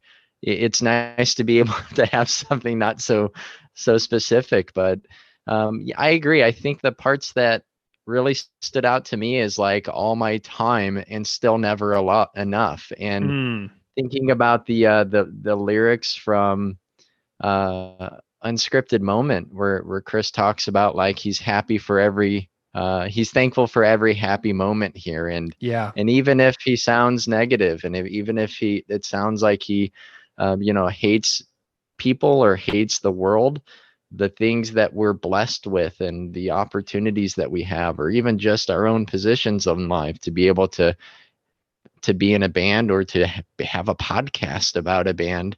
I mean, it obviously shows that I have some opportunities that many other people don't. So it isn't enough time, even as hard as things are, and as stressful and as hopeless as things might feel like. And if solutions or progress do seem beyond our reach, just kind of giving up and stopping on the road is not going to be the solution. So I'm with you, Greg. I need to dive into this band so much more. And I listened to both of the originals, and I like that it's got an 80s punk sound. I'm not the most well versed. I got a hint of what I would even think of like kind of post punk in some of the sounds, and I'm a fan, and I gotta listen to them more, because musically, stylistically, and lyrically, this is something that hasn't really been on my radar. So I gotta listen to them more. Yep, I agree. And, I think that I've gotten the impression in the last several years since John Stabb passed away of just how respected his work was. And then when you really kind of dive into these lyrics and you're like, whoa, this is really cool. So I'm very inspired as well. But I love Propagandhi's cover. And I love both of these covers. They're really cool. I've really enjoyed listening to them all week and thinking about this stuff and learning a little bit more about the life of John Stab and Government Issue and Global Genocide. And so it's just really cool to chat about these covers. And I was so glad that Jord had this sort of out of the box idea to talk about 3 songs on one episode. Because, we doing separate episodes on Wishing and Beyond and Fucking Rich, Fuck the Poor. Like, we totally could have done it, but like, this just seems like a good opportunity to do a threefer. You know what I mean? And it's fun. But anyways, did you find any cool like YouTube comments or anything about either of these songs? I don't have any, Greg. What about you? So, of the Global Genocide Propagandhi version, somebody wrote, "Holy shit, that is furious." So I couldn't agree more. I couldn't find any comments on the Propagandhi versions of Government Issue, so there weren't any. But I did go and watch a lot of original versions of the Government Issue performances and those songs. So somebody of Wishing, somebody said, "I bought this album at Smash in DC in 1987, the same year I met Stab at the Marble Bar in Baltimore. One of the coolest dudes ever. Rest in peace, John Stab." And then another one said, "Excellent drumming," when talking about the work of Peter Moffat. And I'm like, dude, totally. Like, Jord is so stylistically in line with what Peter Moffat does on this Government Issue record that, like, I think that everybody should go and listen to this Government Issue record because, like, in a lot of ways, like, it really could be Jord. And it just blows me away. But I'm curious what you're walking away with from this episode with this week. What are some of your teachable moments or lessons that you're thinking about? Well, I thought back to maybe about a year ago, there were a number of people who told us on Twitter, and not in an aggressive way, that they knew more about Propagandhi than we did. And like, for speaking for myself, I remember thinking, "Oh, I believe you. Like, absolutely. I'm not going to contest that." Like, I don't really feel prepared for this. I think we just had the idea and the motivation and the support with each other to do this first. So listening to these songs, especially Fucking Rich, makes me realize how much I've overlooked and missed, whether it is a bonus song, a cover song, or something on that was re-released. It's really fun to go back and find some Easter eggs that I get to uncover. And with that, this project as a whole, Greg, you're sleuthing all of these nexus points close to the band that has helped me understand more and more than I did a year ago. So my takeaway is just that I'm thankful not just to be a co-host, but also a listener. Thanks, man. Well, I am thinking about the creation of this project as well. And so what I'm mostly thinking about is the creation of this project on this particular episode. So I'm not really thinking as much about the lessons this week as much as I am reflecting upon the past year. Yeah. Like, I plucked Deb Sinha out of the internet based on a tweet, Oh, cool. And we connected across something that he was a part of 35 years ago and which he almost never thinks about. And like, over the last 10 months, we've talked about Propagandhi so much with so many amazing people. And then last week I opened up my Zoom call and there was Jord face to face with me, sitting on his deck, ready to hang out and tell stories. And what a gift that is. So that's what I'm thinking about this week, is just this tremendous feeling of pervasive gratitude that continues to hit me in waves. And, we've spent like hundreds of hours on this show. You know what I mean? Like, the amount of time that we have committed to this is, I don't even want to add it up. It's baffling how much time we have spent on this show, which is something that I completely was not expecting. but what a gift. But I am going to forego ratings this week, and I'm wondering if you have any ratings at all, or if you are also foregoing. I like that idea, Greg. I think let the songs stand for themselves, let the originals stand for themselves, appreciate them, listen to them, throw them on a mixtape, listen to them on a road trip, but no need to rate. Awesome. Well, thank you so much, everybody, for listening to our chat. Our threefer, we got Fucking Rich, Fuck the Poor by Global Genocide, and we got Beyond and Wishing by Government Issue. Fucking Rich, Fuck the Poor appears as the bonus track on Failed States, and Beyond and Wishing appears bonus tracks on the Victory Lap Deluxe Edition. So if you find the deluxe digitals on streaming services or on YouTube or whatever, you can listen to those there if you're looking for those tracks as standalone outside of this episode. As always, if you want to hit us up, you can find us on email at propagandipod@gmail.com. You can find us on Instagram and Twitter at propagandipod. And thank you so much for listening again, everybody. We will see you next time.